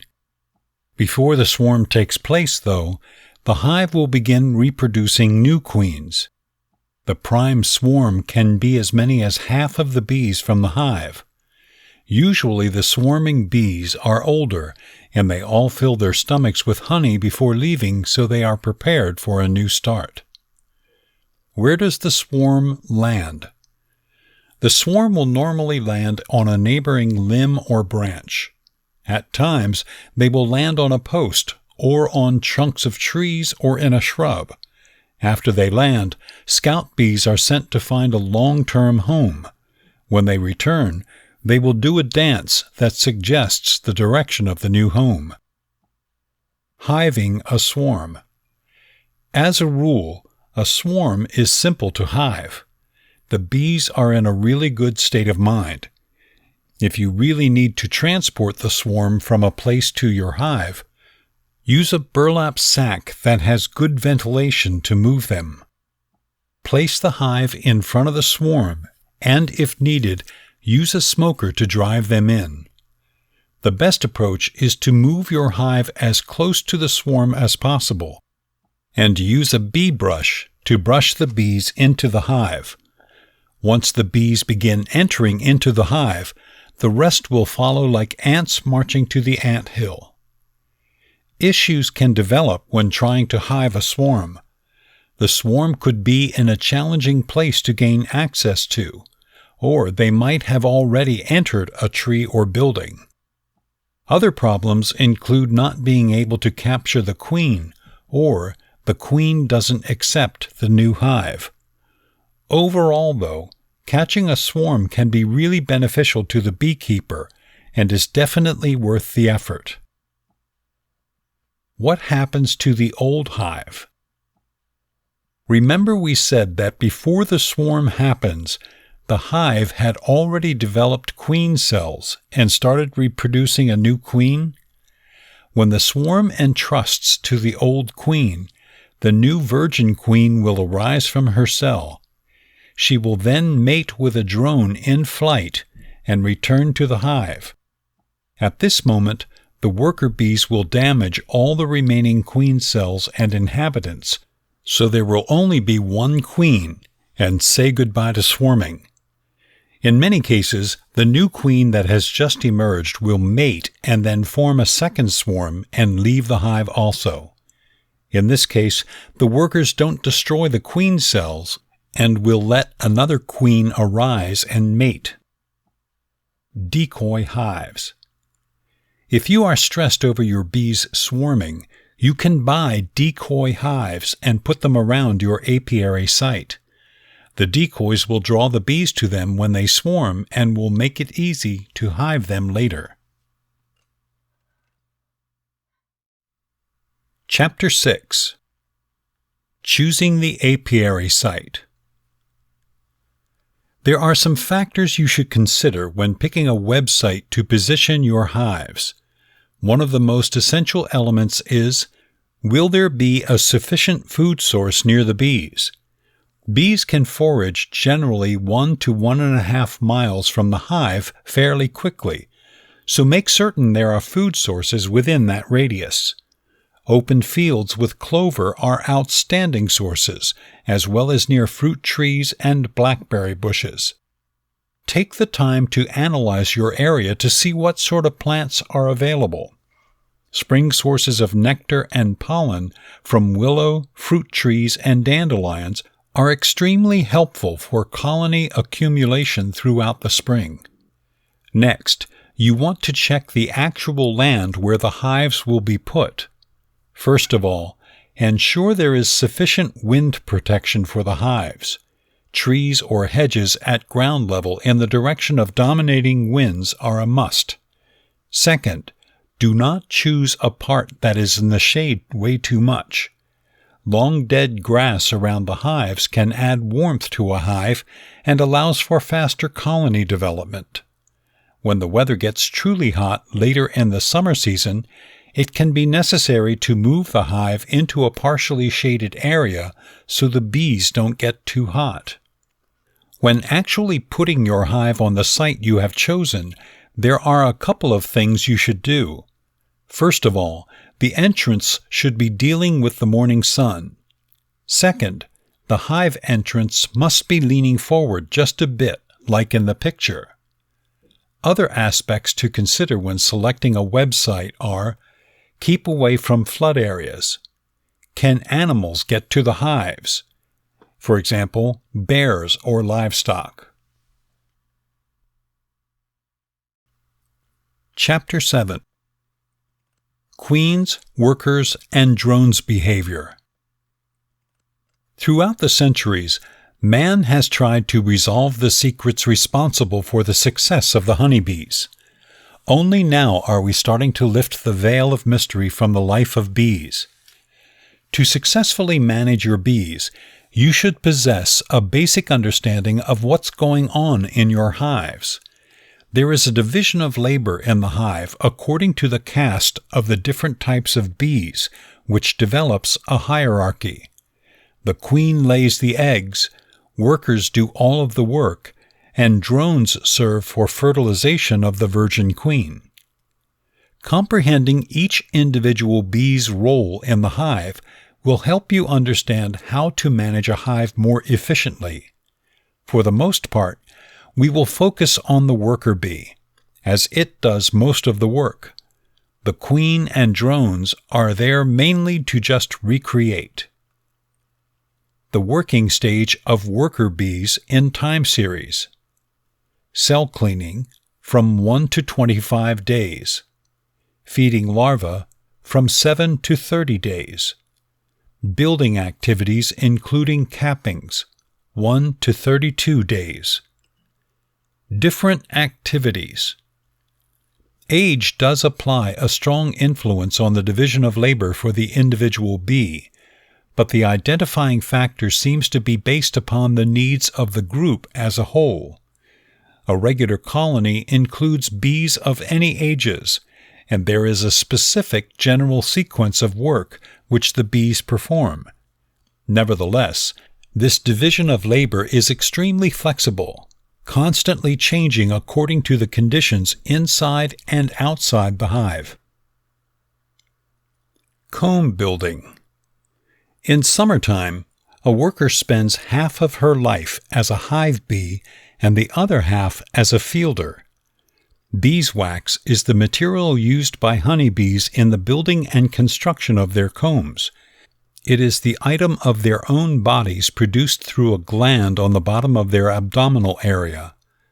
The wax glands on the worker bee reach the height of their development and efficiency when the bee is about 12 to 18 days old.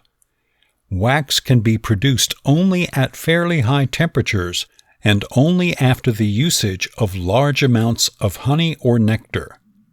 Workers actively engaged in producing wax will stuff themselves on honey and hang out near the site of structure operations. Wax scales are gotten rid of by the bee using her legs and mandibles that are repaired to the comb. The mandible glands secrete a juice used in masticating the scales building combs. Nursing. Young bees typically use up the work of nursing at the age of 3 days.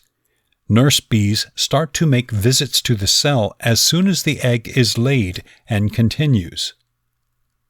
Food transmission. In a group of bees, food is passed from one worker to another, and also from worker to the queen and drones. Both the act of begging for food and offering of food are instinctive responses by honeybees and improve in accuracy with age. Food transmittal is important for the cohesion of a group. It also might act as a kind of communication for the bees by notifying one another of the amount of food and water readily available. Bees really need 2 kinds of food, both provided by nature. Yet these 2 foods, which are reminded by the hive by foraging bees, are so diametrically different from each other in nourishment and form that one cannot question the existence of a smart developer. One is nectar, which is rich in sugar but mostly devoid of protein, and the other is pollen, which is really rich in protein. Guard responsibility. The hive entrance is a website through which both friends and adversaries can get in the hive. When very little nectar is available, the colony is continuously alert. Guard bees are constantly present at the entrance of the hive. Would-be robbers are intercepted and on a regular basis stung to death. Apparently, the guards recognize approaching bees by odor to figure out if they're a friend or nemesis of the hive. Burglars. Burglars can be acknowledged by their strange flying to and fro in front of the hive entrance. This conduct of robber bees is an innate response. Other bees recognize them by a mix of conduct and smell. Fanning. In the warm weather, bees decrease the temperature level within the hive by fanning at the entrance. During the honey flow season, the air currents set up within the hive speed up the elimination of excess moisture from unripe honey in the open cells. Habits of field bees. Activities involving flight in some cases start as early as the third or fourth day of a bee's life, but typically takes 2 weeks before foraging journeys are made. Field bees end up being acquainted with plants and will only gather from that species of plant as long as food is readily available. When that floral species near the hive runs out of food, they will find a new plant species. It is normally agreed that an individual bee works in a limited area of the field. She may be connected to a specific group of plants or a single plant. The speed of the work depends upon the kind of plant. A regular field bee can check out up to 42 flowers in sweet clover per minute, for instance. They travel about 13 to 16 miles per hour when flying. Homing impulse. Bees of a colony moved from their old place to a new place will mark the location of the new hive on their first flight. As they fly out, they will apparently take a study of all the environments adjacent to their home. The circles become bigger and larger till they are lost to sight. If the hive is moved a few feet, the bees that have so completely and so thoroughly marked the area will fly to the old area and cluster on the ground. Yellow bees, particularly Italians, would form a cluster on the spot where the old hive stood and starve to death unless there was another hive within several inches of where the old hive stood. Other qualities. It's survival of the fittest. Old bees are dying all the time. Group odor and queen smell. Bees can tell when a new queen enters the hive. Bees are red blind. Red flowers are unusual, but not in America. Red flowers only get pollinated by insects and butterflies, not bees. Chapter 8. The best 11 beekeeping tips every beginner must know. Beekeeping tips I wish I had when I began keeping bees. When it comes to keeping honeybees, there is a lot of inconsistent advice. There's an old saying that if you ask 100 beekeepers a question, you will get 101 answers. A longtime beekeeper even told me that honeybees could not endure off of honey, so I'm uncertain why they're making so much of the stuff. So how do you cut through the noise to find the beekeeping pointers and tricks that will work best for you? Mindful research and some trial and error. Here are 11 beekeeping suggestions I would give anyone interested in keeping bees. Beekeeping tip number 1. Bees first. Before you ever pick up a beekeeping book, pick up a book on honeybees' biology, development, and behavior. Start by learning more about bees, then discover beekeeping. The more you can find out about honeybees, the better the beekeeper you'll make. When you comprehend what bees are trying to do, you'll know how to manage them. You'll also be able to find poor beekeeping advice a mile away because, as it turns out, honeybees really love honey. The honeybee is the most studied insect in the world, so there's plenty of good books from which to choose. Beekeeping pointer number 2. Use frames. There are many hive designs, but I am going to suggest choosing one that uses movable frames. Frames secure the comb in place, but more importantly, are removable and allow you to perform routine hive inspections, swap frames between boxes, do divides, and use an extractor. Beekeeping idea number 3. Go foundationless, ultimately. In my experience, bees choose to build honeycomb from scratch, probably because it provides the freedom to build worker or drone cells anytime and wherever they want. As a benefit, going foundationless is less expensive. I say eventually simply because going foundationless presents obstacles and has a steeper learning curve than using wax or plastic foundation. For beginners, bees don't always appreciate straight lines and can make a mess if you do not catch it early enough. For that reason, I would recommend starting with structure. As you end up being more positive, you can slowly replace frames with foundationless frames. The best part of using this method is that a foundationless frame sandwiched between two frames with foundation will be built good and straight. Beekeeping tip number 4. Use one size for brood and honey. Using deep boxes for brood and medium boxes for honey supers is basic practice, but you can save yourself the trouble of buying 2 sizes of boxes and frames by using one size for every little thing. I find this especially useful for splitting colonies or making nukes. When you're using the exact same size for everything, the only difference between a brood box and Honey Extremely is what's in them. Should you use deeps or medium boxes? I like medium boxes simply because they're lighter and more workable. One drawback is that basic nukes tend to come on deep frames. If you want to use deep boxes but want to keep things light, consider using 8-frame devices. Beekeeping idea number 5. Don't exclude. Remember when I said 100 beekeepers would have 101 viewpoints? There are at least that many ideas on using a queen excluder. What's my viewpoint? You do not need it, and neither do the bees. It might be important if you're using different sizes of boxes for brood and honey, but you are not, so it isn't.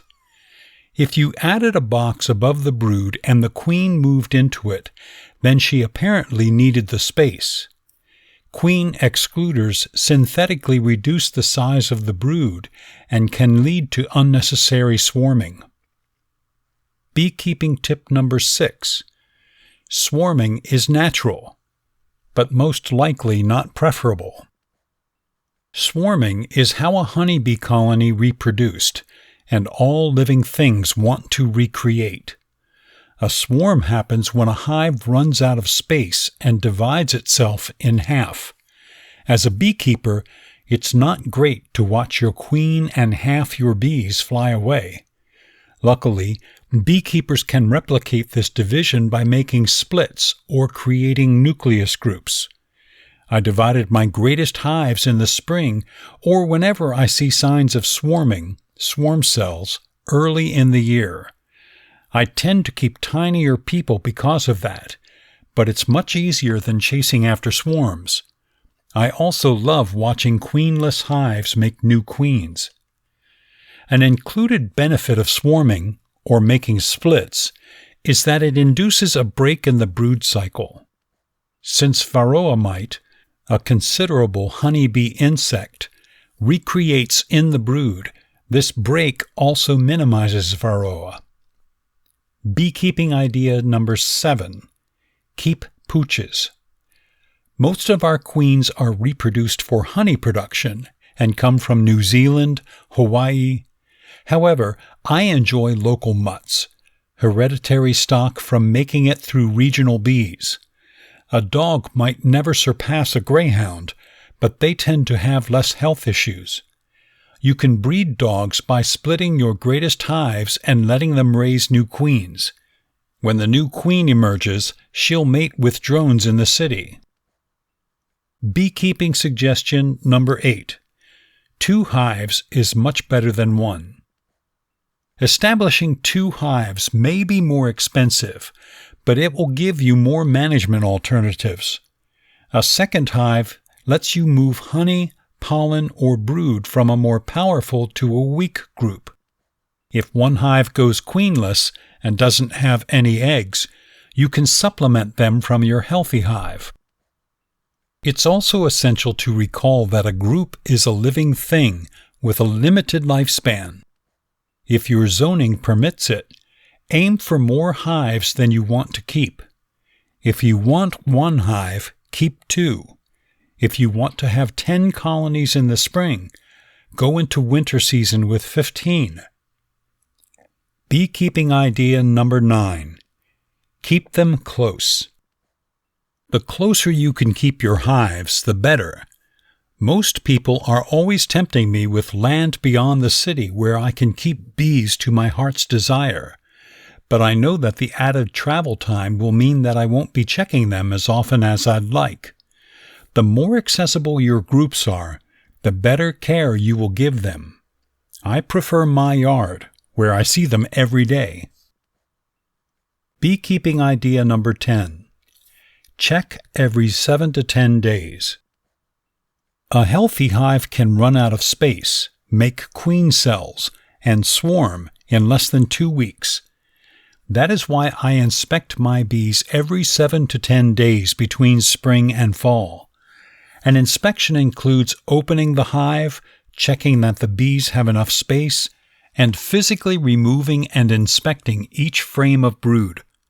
I'm trying to find eggs, larvae, topped brood, queen cells, and any signs of stress or diseases. If I do not see a healthy brood pattern, I begin trying to find the queen. I budget plan 30 to 45 minutes per hive. Beekeeping tip number 11. Don't love them to death. If you're anything like me, you'll want to peek inside your hive 10 times a day. Do not. Unnecessarily opening the hive lets all the heat out and worries the bees, particularly when they are initially trying to get developed or when it's chilly outside. As an extension of this pointer, resist insulating your hives at the expense of ventilation. Wrapping a hive too tightly will cause moisture to build up. Wet bees are dead bees. I am persuaded that an under-insulated colony will survive an under-ventilated hive. Fortunately, you can do both with a Waré top quilt box. This has been Beekeeping, Planning, Managing, and Keeping Bees by Sarah Jacobs, narrated by Mark Milroy.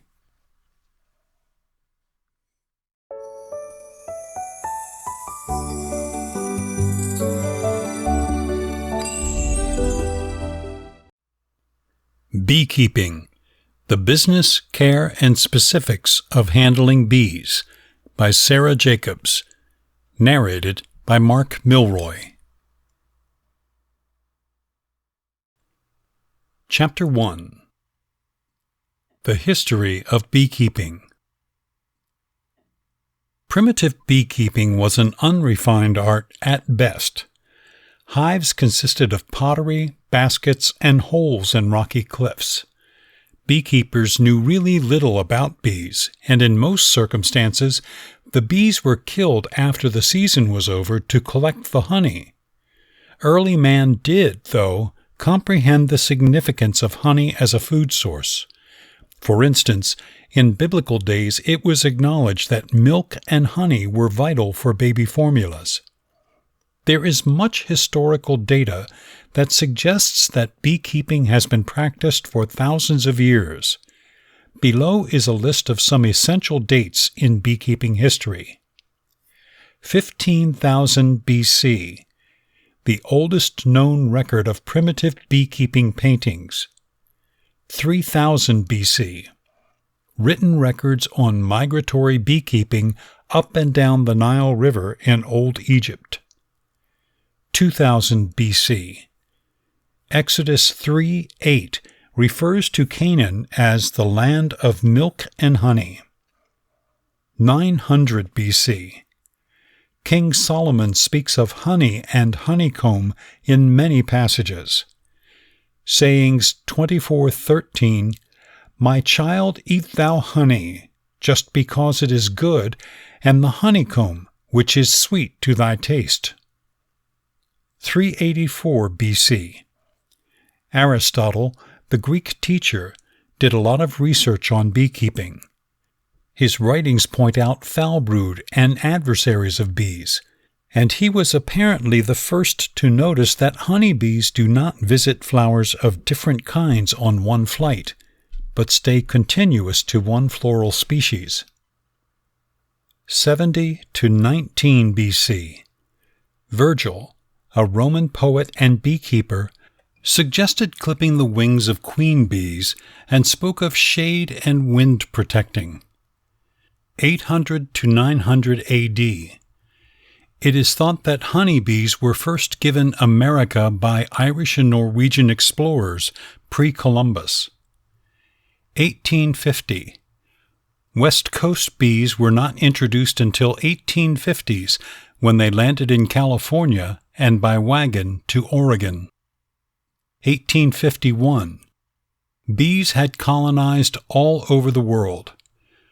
Lorenzo Langstroth, the father of modern-day beekeeping, developed the movable frame. Lorenzo was from the USA, and his work spread out from here to England, Europe, and finally around the world. His creation of the Langstroth hive is still the standard to this day. Chapter 2. Finding Honeybees. Honeybees are social pests with an arranged society. The queen bee is the single most crucial bee in the hive, but she can't do all of the work alone. There are 3 basic roles in the bee community: the worker, the drone, and the queen. Worker bees are females and are accountable for a range of activities, such as tending the queen and her eggs, building comb, guarding the hive's entryway, and collecting food. Drones are males, and their sole responsibility is to mate with a queen. They are larger than worker bees, but littler than the queen. The queen is responsible for all of the hereditary characteristics within a colony. She lays eggs and is the mother of all. In order for a group to make it through, it needs all 3 types of bees. Purchasing bees. For the novice beekeeper, buying bees is the simplest and best way to start an apiary. The 2 most common ways to get bees are package bees or a nucleus hive. Bundle bees. To order a plan of bees, get in touch with a local beekeeper supply or regional beekeeping association. Most packages will include a queen, several workers, and a feeder filled with sugar syrup. The bee supplier should offer you with information on installing the package bees into their new home and introducing the queen bee to the workers. She takes a trip securely inside a unique cage within your package of bees. The most typical approach of queen introducing is using the indirect method. The worker bees end up being knowledgeable about the new queen as they slowly eat their way through the food plug in her cage. Nucleus hive. You can also order a nucleus hive. A nucleus, typically called a nuke, is a half-size group. The most common size is a 5-frame nuke. You are receiving 5 frames of comb, bees, honey, a queen, and brood, child bees. Purchasing a nuke gives you a dive start in group development. Even so, this technique is a bit riskier than package bees, as the honeycomb can spread insects and illness from the donor hive to your hive. Consult a regional beekeeping association to learn the best place to purchase healthy bees in your area. Discovering bees in the wild. The clusters of bees periodically seen in the wild are called swarms. Typically, bees will divide their groups because the growing group needs more room. Swarming is a natural propensity of honeybees and takes place most typically in the spring. Gathering a swarm isn't hard, as the bees have a tendency to be mild-mannered. Regardless, always be sure to wear correct clothing. It might also be a pretty good idea to carry sugar water syrup and/or a smoker to relax any ill-tempered bees. Bees on tree limbs can be collected by cutting the limb and carefully placing or shaking the limb inside a container. Bees on a flat surface or fence post can be directed into a container by gently brushing them with cardboard, as you would with a dustpan. They can also be directed to it by puffing smoke behind them, encouraging them to move in the opposite direction, toward the container. Transfer bees from the container to a hive by gently shaking them towards it. Nevertheless, at times, free isn't always better. Wild bees can carry disease or have weak genetic material. The queen might have been hurt or killed and is usually tough to find among wild bees. Also, simply because you can see it doesn't mean that you can take it. Some states may have laws about what's considered property, and if the tree limb is on your neighbor's yard, taking those bees might be considered stealing. Check with your regional ordinances before trying to catch wild bees.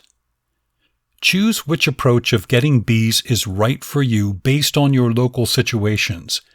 If you have a beekeeping association in your area, they may have the ability to help you collect a swarm of wild bees or know where you can buy a starter group.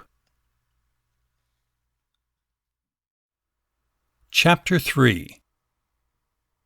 Bee stings avoidance and treatment. A crucial consideration when it comes to bees is that they really do not want to sting you. It means that you have to, in some way, provoke a bee to make it sting you.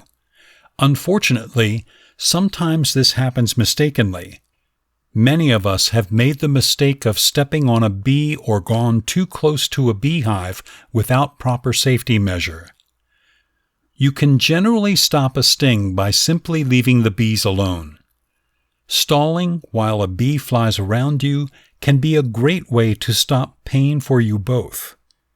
Even if one of the stinging bugs arrive at you, it will probably fly off on its own with time. Bees sometimes react to certain odors that perfumes or colognes carry. If you know you are entering into an area that usually has them, keep your scent neutral. Bright colors can also attract bees. Be sure to wear footwear outdoors so as not to accidentally step on a stinging pest. How often do bees or wasps sting? Honeybees can only sting once because their stingers have barbed edges. Even so, the stinger will continually release venom once it is in you, so you should try to remove it instantly. Bumblebees, on the other hand, have smooth stingers and can sting more than once. Still, they tend to have calmer temperaments than honeybees, which is the reason that many individuals think of them as safe. Wasps can also sting more than once. Yellowcoats are an especially aggressive type of wasp, and they can also sting several times. Hornets are also simply another name for a type of wasp. It is regular for you to experience swelling, reddening, an acute pain that turns into a dull pain, and itching with these stings. If you have complications like a headache, look for medical attention. How to treat a bee sting. If you have a history of serious bee sting responses or responses to other insect stings, call emergency medical services. If the bee stinger is still present, eliminate it instantly. Gently scrape the skin with a credit card, your thumbnail, or a blunt knife. Don't pull out the stinger or pinch the stinger with your fingers or tweezers. That will only launch more venom into the skin. After the stinger is eased with the credit card, use ice or ice bags to restrict the blood vessels, minimize swelling, and reduce the pain. Although the area may end up being itchy, try not to scratch it. Dirt or other microbes from the surface area of the skin could enter into the sting and trigger an infection. It's better to clean up the area with soap and water and use hydrocortisone cream or a mix of baking soda and water, which will help the itching and discomfort. If no other treatment is readily available, apply a slice of onion to the spot and hold it for a minute or so. Remember that bees and wasps can also be really helpful to your garden. Bees are most accountable for pollination, and wasps eat many other insects like tomato hornworms. Chapter 4. Anatomy of a Bee. Below is a description of the special parts of a bee. Pollen basket. The pollen is scraped out of the pollen comb by means of the pecten on opposite hind legs. From the pecten, it is positioned or scraped into the pollen basket. Pollen basket is a cavity surrounded by hairs. Feelers, the organs of odor and touch. Tongue, proboscis. This organ of taste has two parts, one long tube-like tongue to suck tinier particles at the bottom of a flower, and another tube inside this long tongue with mop-like attachments at its end to help gather the most small particles of nectar and draw them into the food sac. Eye. Can distinguish the color of numerous flowers. Abdominal area. Contains the wax glands and the stinger.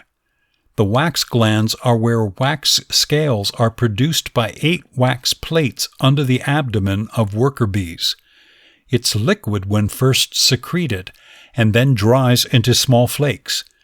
The bees can only produce wax for a particular amount of time till the wax plates become a flat layer of cells.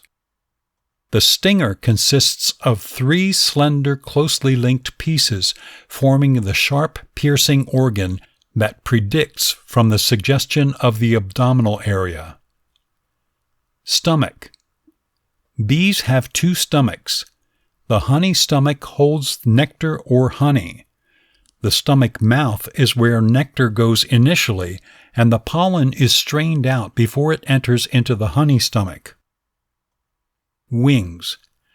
The 2 wings of the bee on each side are joined to each other by a series of very little hooks so that they collaborate, and therefore 4 wings are converted into 2. Salivary glands. Located in the back part of the head and front of the thorax. The saliva glands influence the liquid food before it enters the mouth, or it can be enabled to run all of the way down the tongue on hard sugar in order to liquefy it. Chapter 5. Pollinators in the yard. Pests are accountable for 1 out of every 3 bites of food. With new reports showing pollinators remain in steep decrease, let's get straight to what we can do about it. Fortunately, it has been shown that routine homeowners can achieve a good deal. Here are 10 ideas to help pollinators from home, from just including wildflowers to decreasing pesticides. Our pest population is disappearing. You're probably well aware that the populations of our native bees, butterflies, and other insect pollinators have been decreasing for some decades. A study from January 2019 suggests 40% of insect species are threatened with termination. Maybe you've seen fewer butterflies and bees in your own backyard. Why does this matter? First, no bugs means no food. 1 out of every 3 bites of food you eat is because of pollinators. About 3/4 of all blooming plants are pollinated by insects, as well as the crops that produce more than 1/3 of the world's food supply. Importantly, pests are the bedrock of our whole community: birds, lizards, frogs, and other wildlife. Without bugs, birds and fish and small mammals decline. If they decrease, the whole food web is impacted. 10 manners in which anyone can help pollinators. Fortunately, in the past few years, many programs have shown that we actually can make a very real difference. Dr. Sverdrup Tygesen, a professor of preservation biology at the Norwegian University of Life Sciences, states, "We can accomplish a good deal with belts of trees and bushes alongside streams in residential areas, green shoulders and hedges along roadways, and borders of wildflower meadows along the edges of fields. Even a regular house owner with a small garden can have a powerful effect, particularly with native flowers and trees, pollinator host plants, nesting sites, and a refuge from pesticides." Here's more information. 1. Pick local plants over non-natives. Native plants are simply plants that occur naturally in the area where they progressed. Native insects evolved together with them, as did native birds and wildlife. It's one huge environment. Unique non-native plants can at times erase native plant and insect species, which might damage the food web. Here is how we can prevent that. Select native plants for your landscape. Leave small parts for wildflowers. These weedy plants are perfect for bugs. Bright flowers such as sunflowers, candytuft, and marigolds produce spots where ladybugs and lacewings can shelter and lay eggs. Consider a mixture of plants with varied sources of nectar, meaning shrubs, trees, and flowers, ideally natives. Shrubs and trees such as dogwood, blueberry, cherry, plum, willow, and poplar provide pollen or nectar or both early in spring when food is limited. Try to find a variety of plants that bloom in different times of the year, spring, summer, and fall, to attract bugs across the year.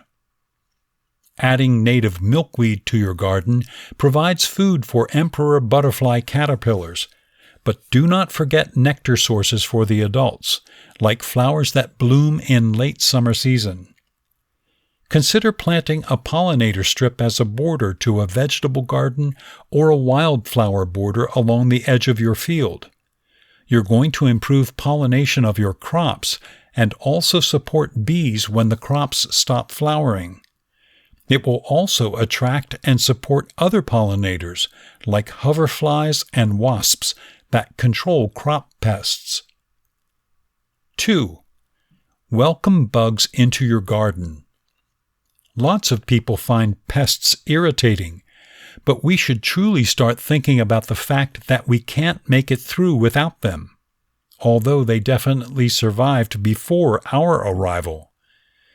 Pollinators are critical to our food supply. They keep our flowers blooming. They increase fruit or seed amount in 3/4 of our food crops. European honeybees, while still valuable, are foreign to the United States and Canada and are much less effective at pollinating our native plants than native bee species. Native bees might be up to 3 times more efficient than honeybees. Native bees, the most essential pollinators in most communities, include mason bees, sweat bees, carpenter bees, miner bees, and leafcutter bees, which are all singular bee species. Rather than living in groups, like honeybees or bumblebees, solitary bees are on their own in burrows, reeds, or other protected areas. Set up a native bee hotel, or you could drill holes of differing sizes in a dead tree that's still standing, if the beetles haven't done it for you. Bees aren't the only pollinators in the garden, however. Half of the butterfly species studied are in decline, with 1/3 threatened with extinction. Flies also play important roles. While you might expect butterflies to be the number 2 pollinator, flies are actually the ones that hold that title. Other pests, like praying mantises, ladybugs, beetles, and green lacewings, are wonderful at dealing with bugs. For instance, lacewings and ladybugs eat aphids, which can decimate veggie crops. Do not spray substances on your plants and pests. 3. Go easy on the chemicals. All gardens have some pests, but deter them in ways that will not damage the food that you are growing or the helpful bugs. Instead of spraying with chemicals, consider other options. From diatomaceous earth to neem oil to Bacillus thuringiensis, BT, there are many less toxic techniques readily available that truly work. Incorporate plants that attract advantageous pests for bug control. Remember that chemical fertilizers and pesticides ultimately end up in rivers, oceans, and wetlands. Pesticides and herbicides tend to kill many more beings than the couple of bug species that we target, as annoying as they may be. 4. Mix in companion plants. Are you familiar with the practice of companion planting? Pair up the right plants to naturally repel pests. For example, dill and basil planted among tomatoes can safeguard from tomato hornworms. When matched together, companion plants enhance each other's health and yields. Also, mix flowers and veggies together. You don't have to choose between growing ornamentals and edibles. Most types of flowers puzzle the bad insects and help you to grow a healthier garden. 5. Motivate birds. Birds are pollinators too. Provide clean water for birds and bugs with a shallow dish, bowl, or bird bath with half-submerged stones for perches. Put up bird feeders and nesting boxes. Don't cut down the flowers of plants like sunflowers, coneflowers, and black-eyed Susans in the fall, as their seed heads supply a valuable food source for birds in the winter season. 6. Be water-wise. Using water thoughtfully is a very vital part of a pollination-friendly landscape. As advised above, choose your plants with care. If you have a dry area, consider native plants that are more naturally drought-tolerant like sedum and speedwell, veronica.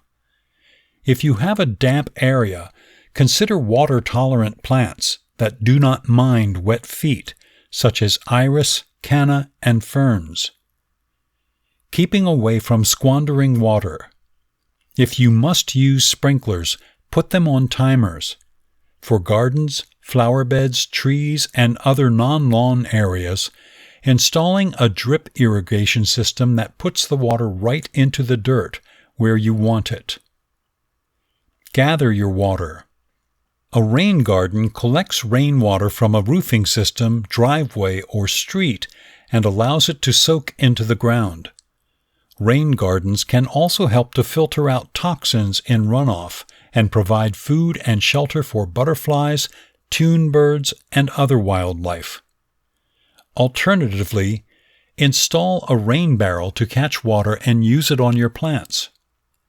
Organic mulches like compost slow thin down so that more wetness goes into the soil rather than running off. That said, leave a little bare ground so that the solitary bees and pollinators have places to nest. And last but not least, consider decreasing the size of the all-grass lawn. Maybe you could stop cutting in one area and convert it to a native wildflower border or meadow. 7. Shot composting.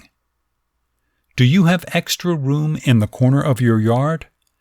Rather than throwing out veggie scraps and yard trimmings, deal with them in a compost pile.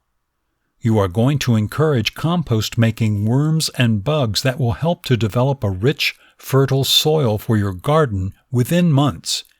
It is a great way to use fallen leaves, too. We have the perfect garden compost recipe to get things cooking. There's also in-garden or in-situ composting, which is when you are composting straight where you're going to grow. Ever heard about vermicomposting? Just have the worms eat your trash. It's a simple way to recycle food waste inside year-round. If you have roses or ornamental gardens, consider garden compost tea, which is a natural fertilizer to help plants grow. 8. Decrease, reuse, recycle. In general, being concerned about yourself and nature means being less wasteful. Who could argue with that? If you are a gardener, here are just a few ideas out of the many. Purchase in bulk when you know that you will really need a lot of topsoil, mulch, compost, or other materials. This cuts down on plastic bags. Many garden centers will even provide right to your yard. Also check with your city recycling center or Department of Transportation. They may offer free garden compost, soil, sand, or other materials. Reuse, recycle, or return old plastic pots and trays. Make your own plant pots. 9. Provide lawn a possibility to thrive alone. If you are going to grow grass, get rid of the chemical pesticides that you spread out on lawns in favor of options that are healthier. Much healthier for you, for the yard, and for the environment. Start by checking the ground pH, level of acidity, of your yard with a test kit readily available at most nursery and garden supply stores or at your state's cooperative extension service. Soil pH affects the capability of plants to absorb nutrients. Spread limestone to raise the pH level. Spread aluminum sulfate to decrease the pH level. Grow grass that appropriates to your needs, not just in terms of climate and soil, but also with regard to purpose. Ask your nursery to suggest seed for grass that suits your site. Don't shave the yard down to the ground. Mow it to be 2.5 to 3.5 inches tall all season. Cut it to about 2 inches in fall. And, if at all possible, use a hand lawnmower instead of an electric or gas model. You will appreciate the flexibility from fumes and sound and maybe sleep more soundly after walking your property. 10. Leave nesting sites for pollinators.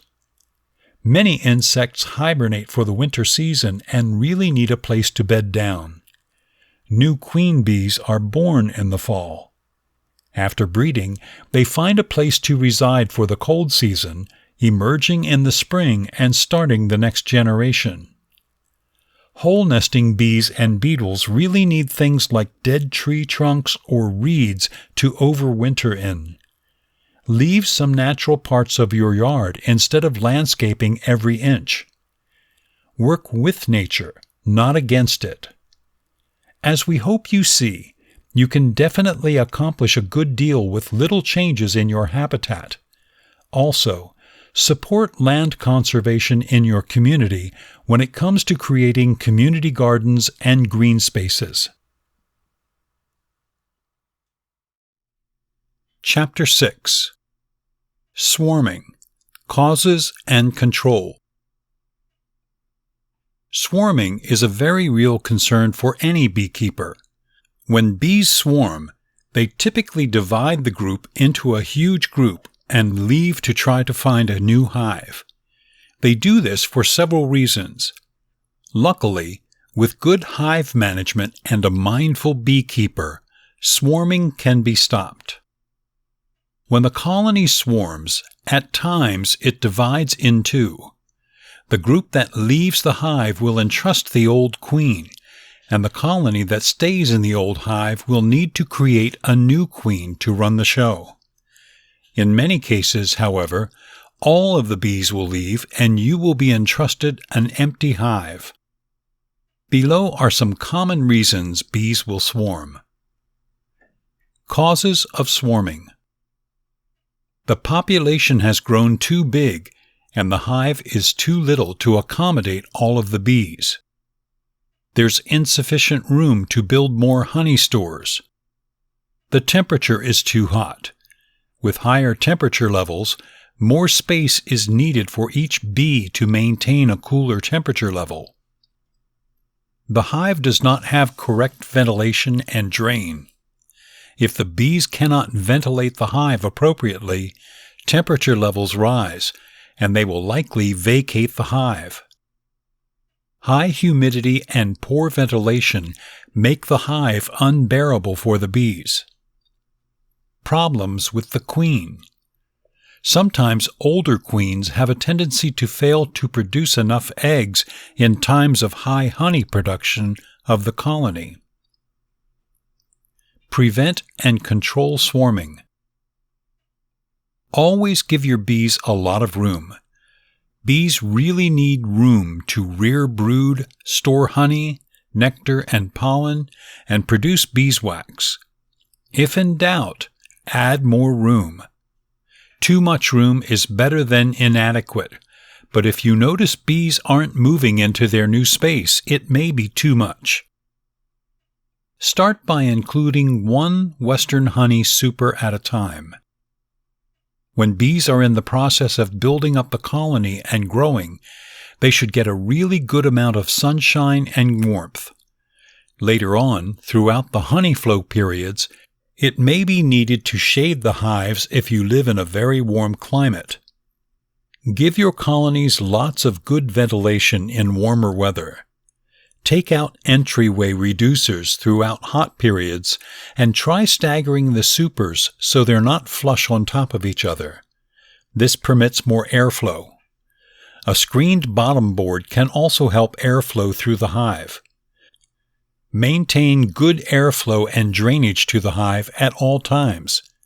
Keep grass cut around the hive and place the hive in a region that gets good airflow. Putting your hive on a hive stand can also help the hive stay ventilated. Use young queens if possible. Older queens tend to fail throughout times of high development and egg laying. Chapter 7. Packaged bees and how to care for them. Packaged bees are produced in the southern states to be delivered into northern states in the spring. The 3-pound size is the most well-known, and it is said that 1 pound of bees represents approximately 4,000 bees. Packages of bees are typically ordered in the winter to ensure timely delivery around the middle or the end of April. Delivery. Typically, packaged bees were shipped parcel post. Today, they're trucked to your area by regional beekeeping supply dealers. That is your best guarantee of timely delivery and better handling. Defense. If temperature levels are beneath 45 degrees, packages should be covered with burlap or paper. Bees should be kept cool with temperature levels between 50 to 60 degrees. Never leave packages of bees or queens being in direct sunshine when it's hot. If bees are uneasy and they are too warm, spray them with cool water. Condition on arrival. Drones generally die in delivery, and usually you are going to see a few hundred dead workers. Expect carrier to give overweight of 1,000 bees. If queen isn't alive on examination, your local package bee dealership will replace the queen. Have your equipment ready. Have your brood chamber extremely prepared with only 4 frames in the middle and a frame feeder on the right side with sugar water. If you can obtain 2 or 3 combs of drawn comb from your hives, your packaged bees will do better. How to manage and hive packaged bees. Immediately on getting the package, check to see if there is definitely enough syrup in the feeder can. The best time to hive your package of bees is in the late afternoon, when the weather is moderately cool and the bees won't want to fly. It is best to mist bees with sugar water, 50-50 sugar and water, before eliminating them from the package. Just spray the bees using a spray bottle. Eliminate the feeder can and the queen. Check the queen to see if she is still alive. Position her into the hive, hanging between the 2 middle frames. The queen bee comes in her own package with 1 hole in the end that has cork in it and a screen on the top. While in the box, bees feed the queen through the cage. When you take the queen and place her into the hive, be sure to replace the cork in the hole with a gummy bear or marshmallow. When your bees enter the hive, they will eat the candy and the queen will be able to go out. This timed release is vital for a stable intro and pheromone change to the new group. Shake the bees from the package over the queen. The reason we only have 4 frames set up is so the bees can fall to the bottom of the hive really quickly. Be sure to also mist the inside of the hive with sugar water. Once the bees have been moved, put in the remaining frames and immediately close up hive and lower entryway of hive. It is very important that the bees get their orientation of the new hive before they fly out, so they know where precisely their hive is and will return securely. After 3 days, check to see if the queen has been released. If not, launch her. Constantly feed bees sugar or honey syrup till they draw out all structure in deep super. 25 pounds of sugar will be needed. Place second brood chamber super on the hive when 7 to 8 frames are extracted. When adding another brood chamber with carniolan bees, take a frame or 2 of drawn comb from the first chamber or extremely and place in the center of the second super. This will make it simpler for the bees and the queen to start laying eggs in the second brood chamber. Chapter 8. Beginning to have a honey company. It is highly advised that you have some good knowledge about beekeeping before starting a honey business. With the right setup, preparedness to learn, and motivation, you can start your operations. Go at it gradually in the beginning and increase the size of your honey business as you go.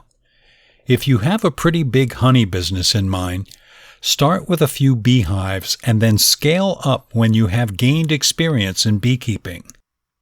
When starting the honey business, there are 3 main points to keep in mind: supplying shelter for the bees, how you're going to maintain the shelter in a suitable state for continued usage by the bees, gathering honeybee products from the beehive. These 3 things are vital to beekeeping and any honey business at large. Beekeeping is a fun pastime for many, but maybe you want to take it a bit further, to turn it into a lucrative business. Beginning a honey business will need you to appropriately prepare before starting any operation. You'll need adequate resources to buy the materials and equipment you are going to need. It's also helpful to have some knowledge about beekeeping and the know-how of running a firm in general. That guide on how to begin a honey business specifics of all what you'll need before entering into this sweet venture. Let's get going. Things to think about prior to starting a honey business. A good honey business will be easier to run in case you are in control of production and marketing to different extents. It helps you to make it all of the way through purchasing devices and preparing the honey for marketing a lot easier. Quality is really essential in any business, and maybe a lot more so in a honey business. Knowledge about beekeeping practices helps you get high yields of top-notch honey and beehive products. Joining local clubs and reading books about beekeeping, gathering and working with honey are great for acquiring knowledge about best practices and the devices you should purchase. Acquiring the necessary devices.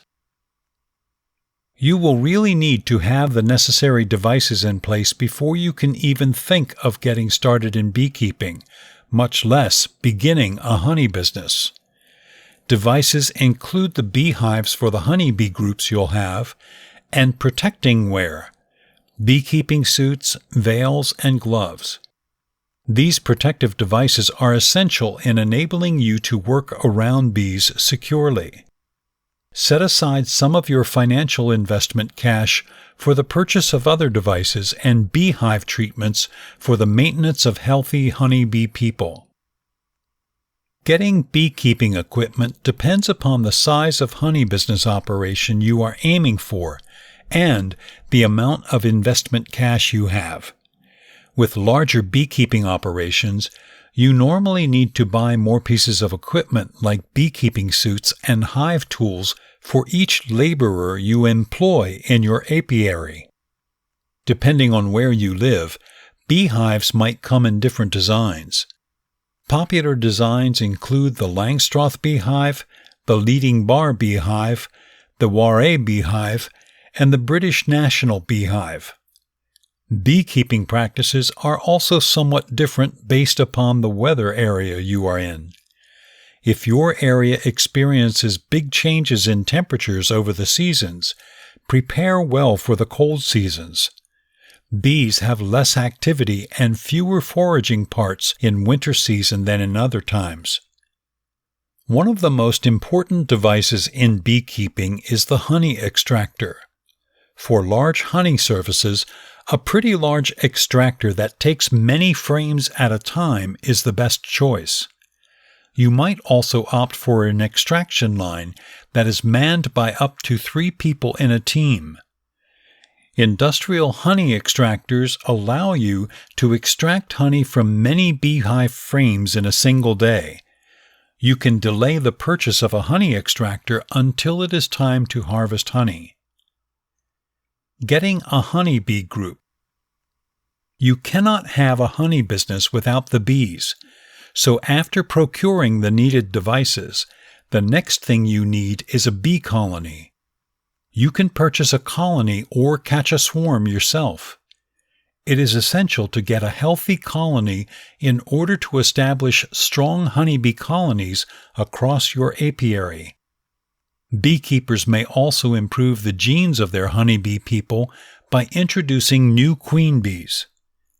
Trapping a wild swarming honeybee group is a great way to enhance the genetics in your apiary.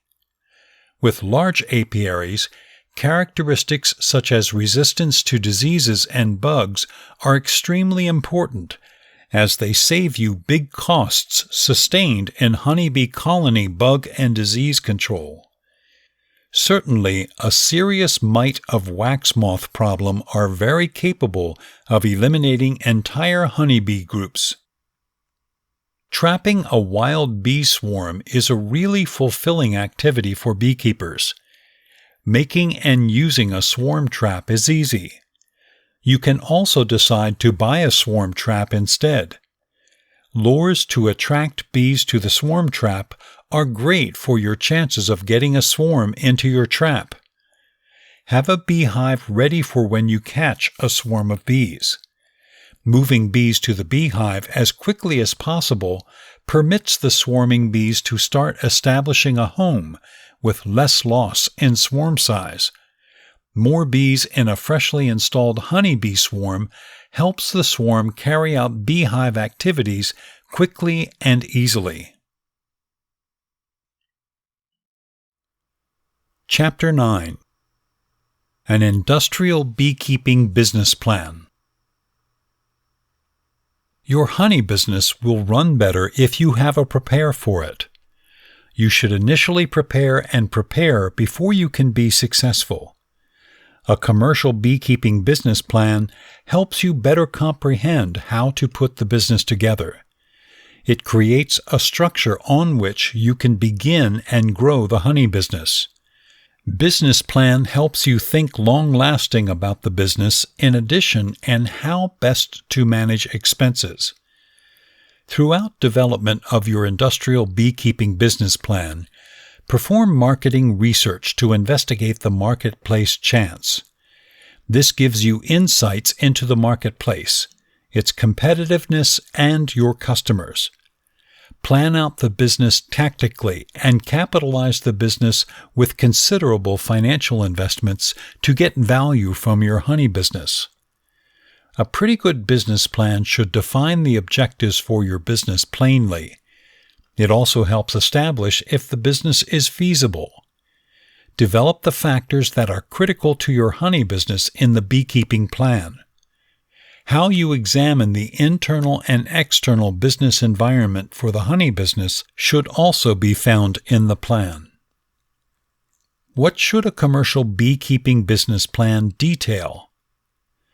A commercial beekeeping business plan answers questions about what the business is, the products offered by the business, and resource accessibility and usage in the business. It also gives a guide on how efficiency will be measured. It has the following sections to name a few. Objective and objectives of the business. These guide the beekeeper in setting up the business and deciding what is essential for the business. Apiary technique and application strategy.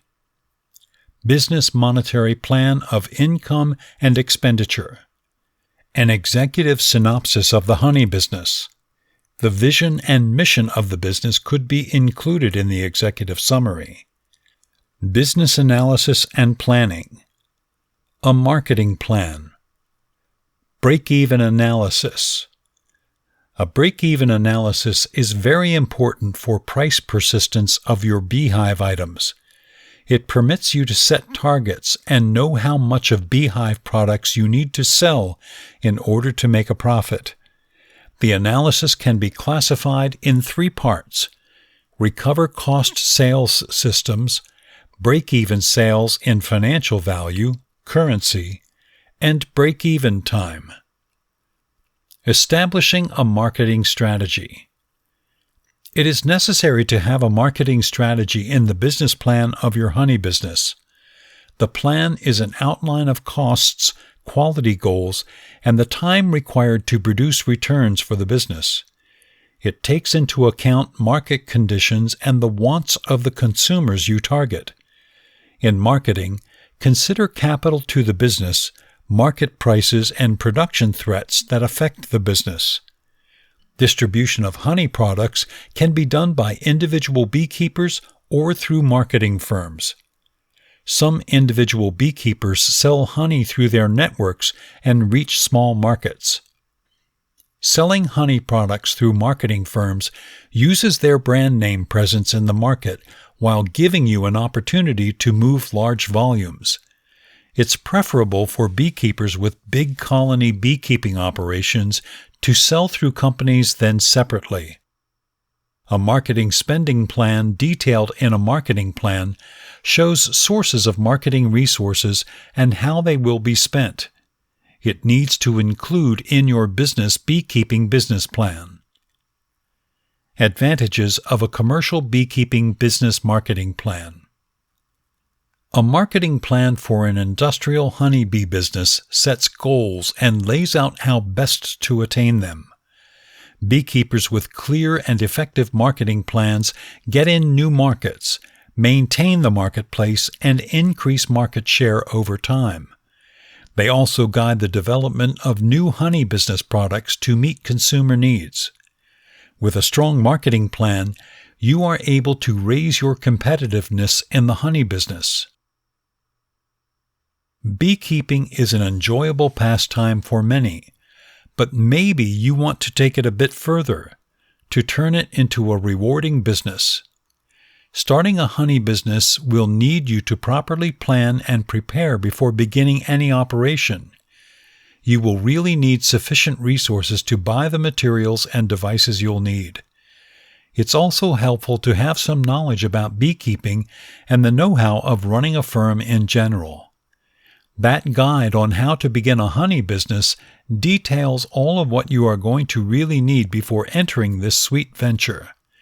Let's get going. Beginning a honey business. It is highly recommended that you have some good knowledge about beekeeping before beginning a honey business. With the right setup, preparedness to learn, and motivation, you can begin your operations. Go at it gradually, initially, and increase the size of your honey business as you go. If you have a huge honey business in mind, begin with several beehives and after that scale up when you have gained experience in beekeeping.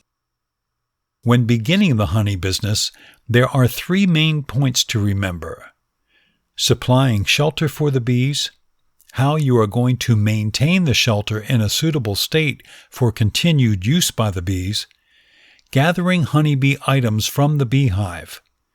These 3 things are important to beekeeping and any honey business at Big. Things to consider prior to beginning a honey business. A very good honey business will be much easier to run if you are in control of production and marketing to differing levels.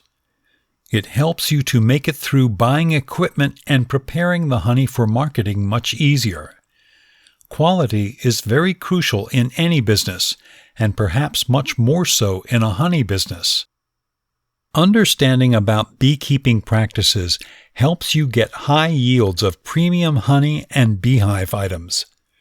Signing up with local clubs and reading books about beekeeping, gathering, and dealing with honey are great for acquiring knowledge about best practices and the equipment you should buy. Getting the necessary equipment. Beehives. You will really need to have the necessary devices in place before you can even think about beginning in beekeeping, much less beginning a honey business. Equipment include the beehives for the honeybee people you're going to have and protecting wear, beekeeping suits, veils, and gloves. These protective equipment are very important in enabling you to work around bees securely. Set aside some of your investment cash for the purchase of other equipment and beehive treatments for the maintenance of healthy honeybee colonies. Buying beekeeping equipment depends upon the size of honey business operation you are going for and the amount of investment money you have. With bigger beekeeping operations, you generally have to buy more pieces of equipment such as beekeeping suits and hive tools for each laborer you utilize in your apiary. Depending on where you live, beehives may come in different designs. Popular designs include the Langstroth beehive, the Top Bar beehive, the Warre beehive, and the British National beehive. Beekeeping practices are also slightly different based on the climatic region you are in. If your area experiences big changes in temperature levels over the seasons, prepare well for the cold times of the year. Bees have less activity and fewer foraging areas in winter season than other times. One of the most important equipment in beekeeping is the honey extractor.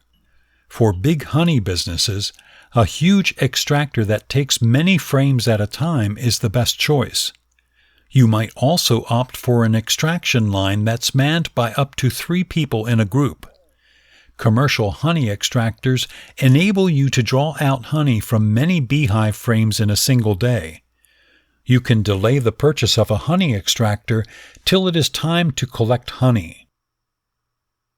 Getting a honeybee group. Bee swarm. You can't have a honey business without the bees, so after procuring the needed devices, the next thing you need is a bee colony. You can buy a group or catch a swarm yourself. It is important to get a healthy colony so as to establish strong honeybee people across your apiary. Beekeepers may also improve the genes of their honeybee groups by introducing new queen bees. Trapping a wild swarming honeybee group is a great way to enhance the genetics in your apiary. With big apiaries, attributes such as resistance to illnesses and bugs are very important, as they save you big expenses incurred in honeybee colony pest and illness control. Undoubtedly, a serious mite of wax moth infestation have the capability of erasing entire honeybee people. Catching a wild bee swarm is a very satisfying activity for beekeepers. Making and using a swarm trap is easy. You can also choose to purchase a swarm trap instead. Lures to attract bees to the swarm trap are great for your chances of getting a swarm into your trap. Have a beehive ready for when you catch a swarm of bees. Moving bees to the beehive as soon as possible permits the swarming bees to begin establishing a house with less loss in swarm size. More bees in a newly installed honeybee swarm helps the swarm perform beehive activities quickly and easily. Beekeeping books.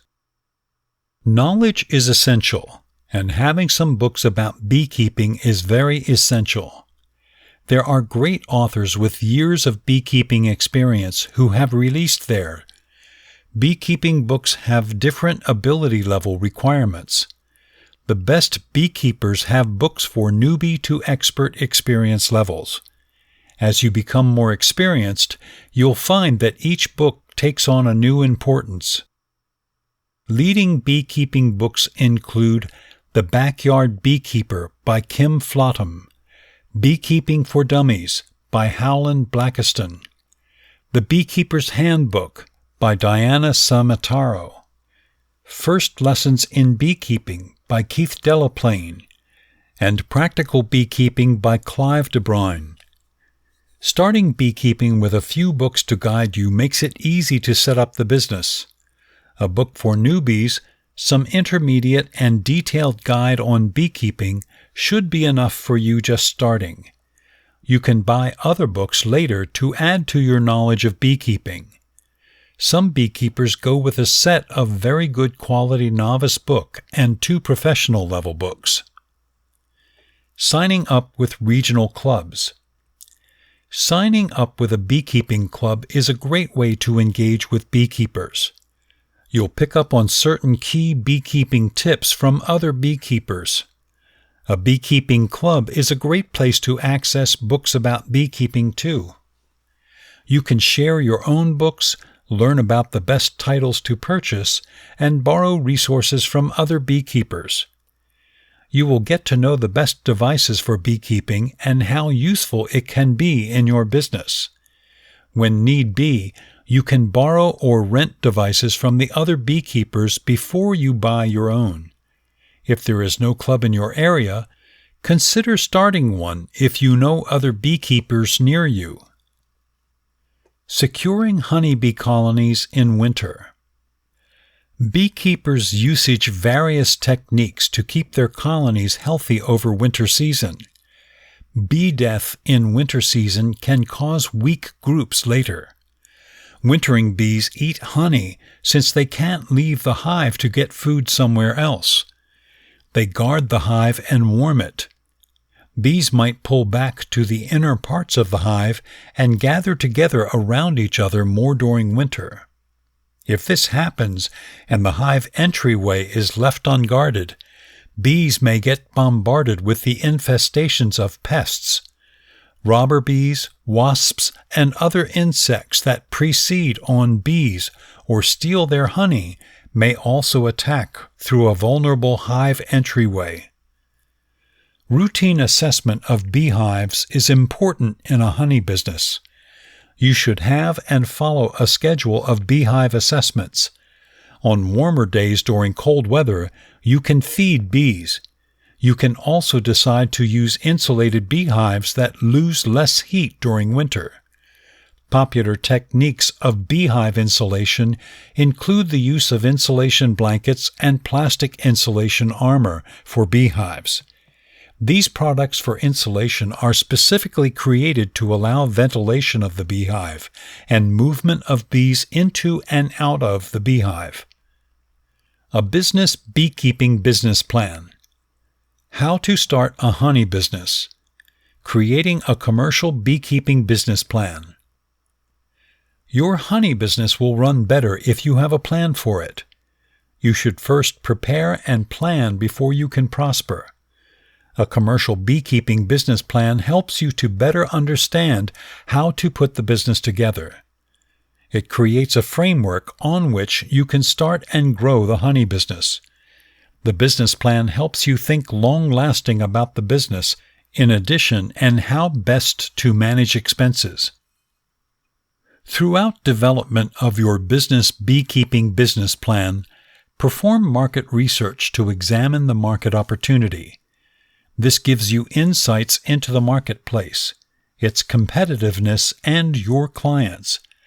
Plan out the business strategically and capitalize the business with substantial investments to get value from your honey business. A pretty good business plan should define the goals for your business clearly. It also helps establish if the business is feasible. Develop the elements that are critical to your honey business in the beekeeping plan. How you examine the internal and external business environment for the honey business should also be found in the plan. What should an industrial beekeeping business plan detail? An industrial beekeeping business plan answers questions about what the business is, the products offered by the business, and resource accessibility and usage in the business. It also gives a guide on how performance will be gauged. It has the following areas, among others. Objectives and goals of the business. These direct the beekeeper in establishing the business and choosing what is essential for the business. Apiary method and execution technique. Business monetary plan of income and expenditure. An executive synopsis of the honey business. The vision and mission of the business may be included in the executive summary. Enterprise analysis and planning. A marketing plan. Break-even analysis. A break-even analysis is important for the cost persistence of your beehive products. It enables you to set targets and know how much of beehive items you really need to sell to earn a profit. The analysis can be categorized in 3 parts: break-even sales units, break-even sales in monetary value, currency, and recover cost time. Developing a marketing method. How to start a honey business. Developing a marketing technique. It is necessary to have a marketing method in the business plan of your honey business. The plan is an outline of costs, quantity objectives, and the time needed to generate returns for the business. It takes into consideration market conditions and the wants of the consumers you target. In marketing, consider capital to the business, marketing prices, and production risks that affect the business. Circulation of honey items can be done by individual beekeepers or through marketing firms. Some individual beekeepers sell honey through their networks and reach small markets. Selling honey products through marketing companies uses their brand name presence in the market while giving you an opportunity to move large volumes. It is more suitable for beekeepers with large group beekeeping operations to sell through firms than individually. A marketing budget detailed in a marketing plan shows sources of marketing resources and how they will be spent. It must feature in your industrial beekeeping business plan. Advantages of a commercial beekeeping business marketing plan. A marketing method for an industrial honeybee business sets goals and outlines how best to achieve them. Beekeepers with clear and efficient marketing strategies go into new markets, maintain the marketplace, and increase market share gradually. They also direct the development of new honey business products to meet client needs. With a solid marketing plan, you have the ability to raise your competitiveness in the honey business. How you package your beehive items matters in the honey business. Well-packaged honey and other beehive products attract consumers and help them relate the item with value. Packaging for honey should be food safe.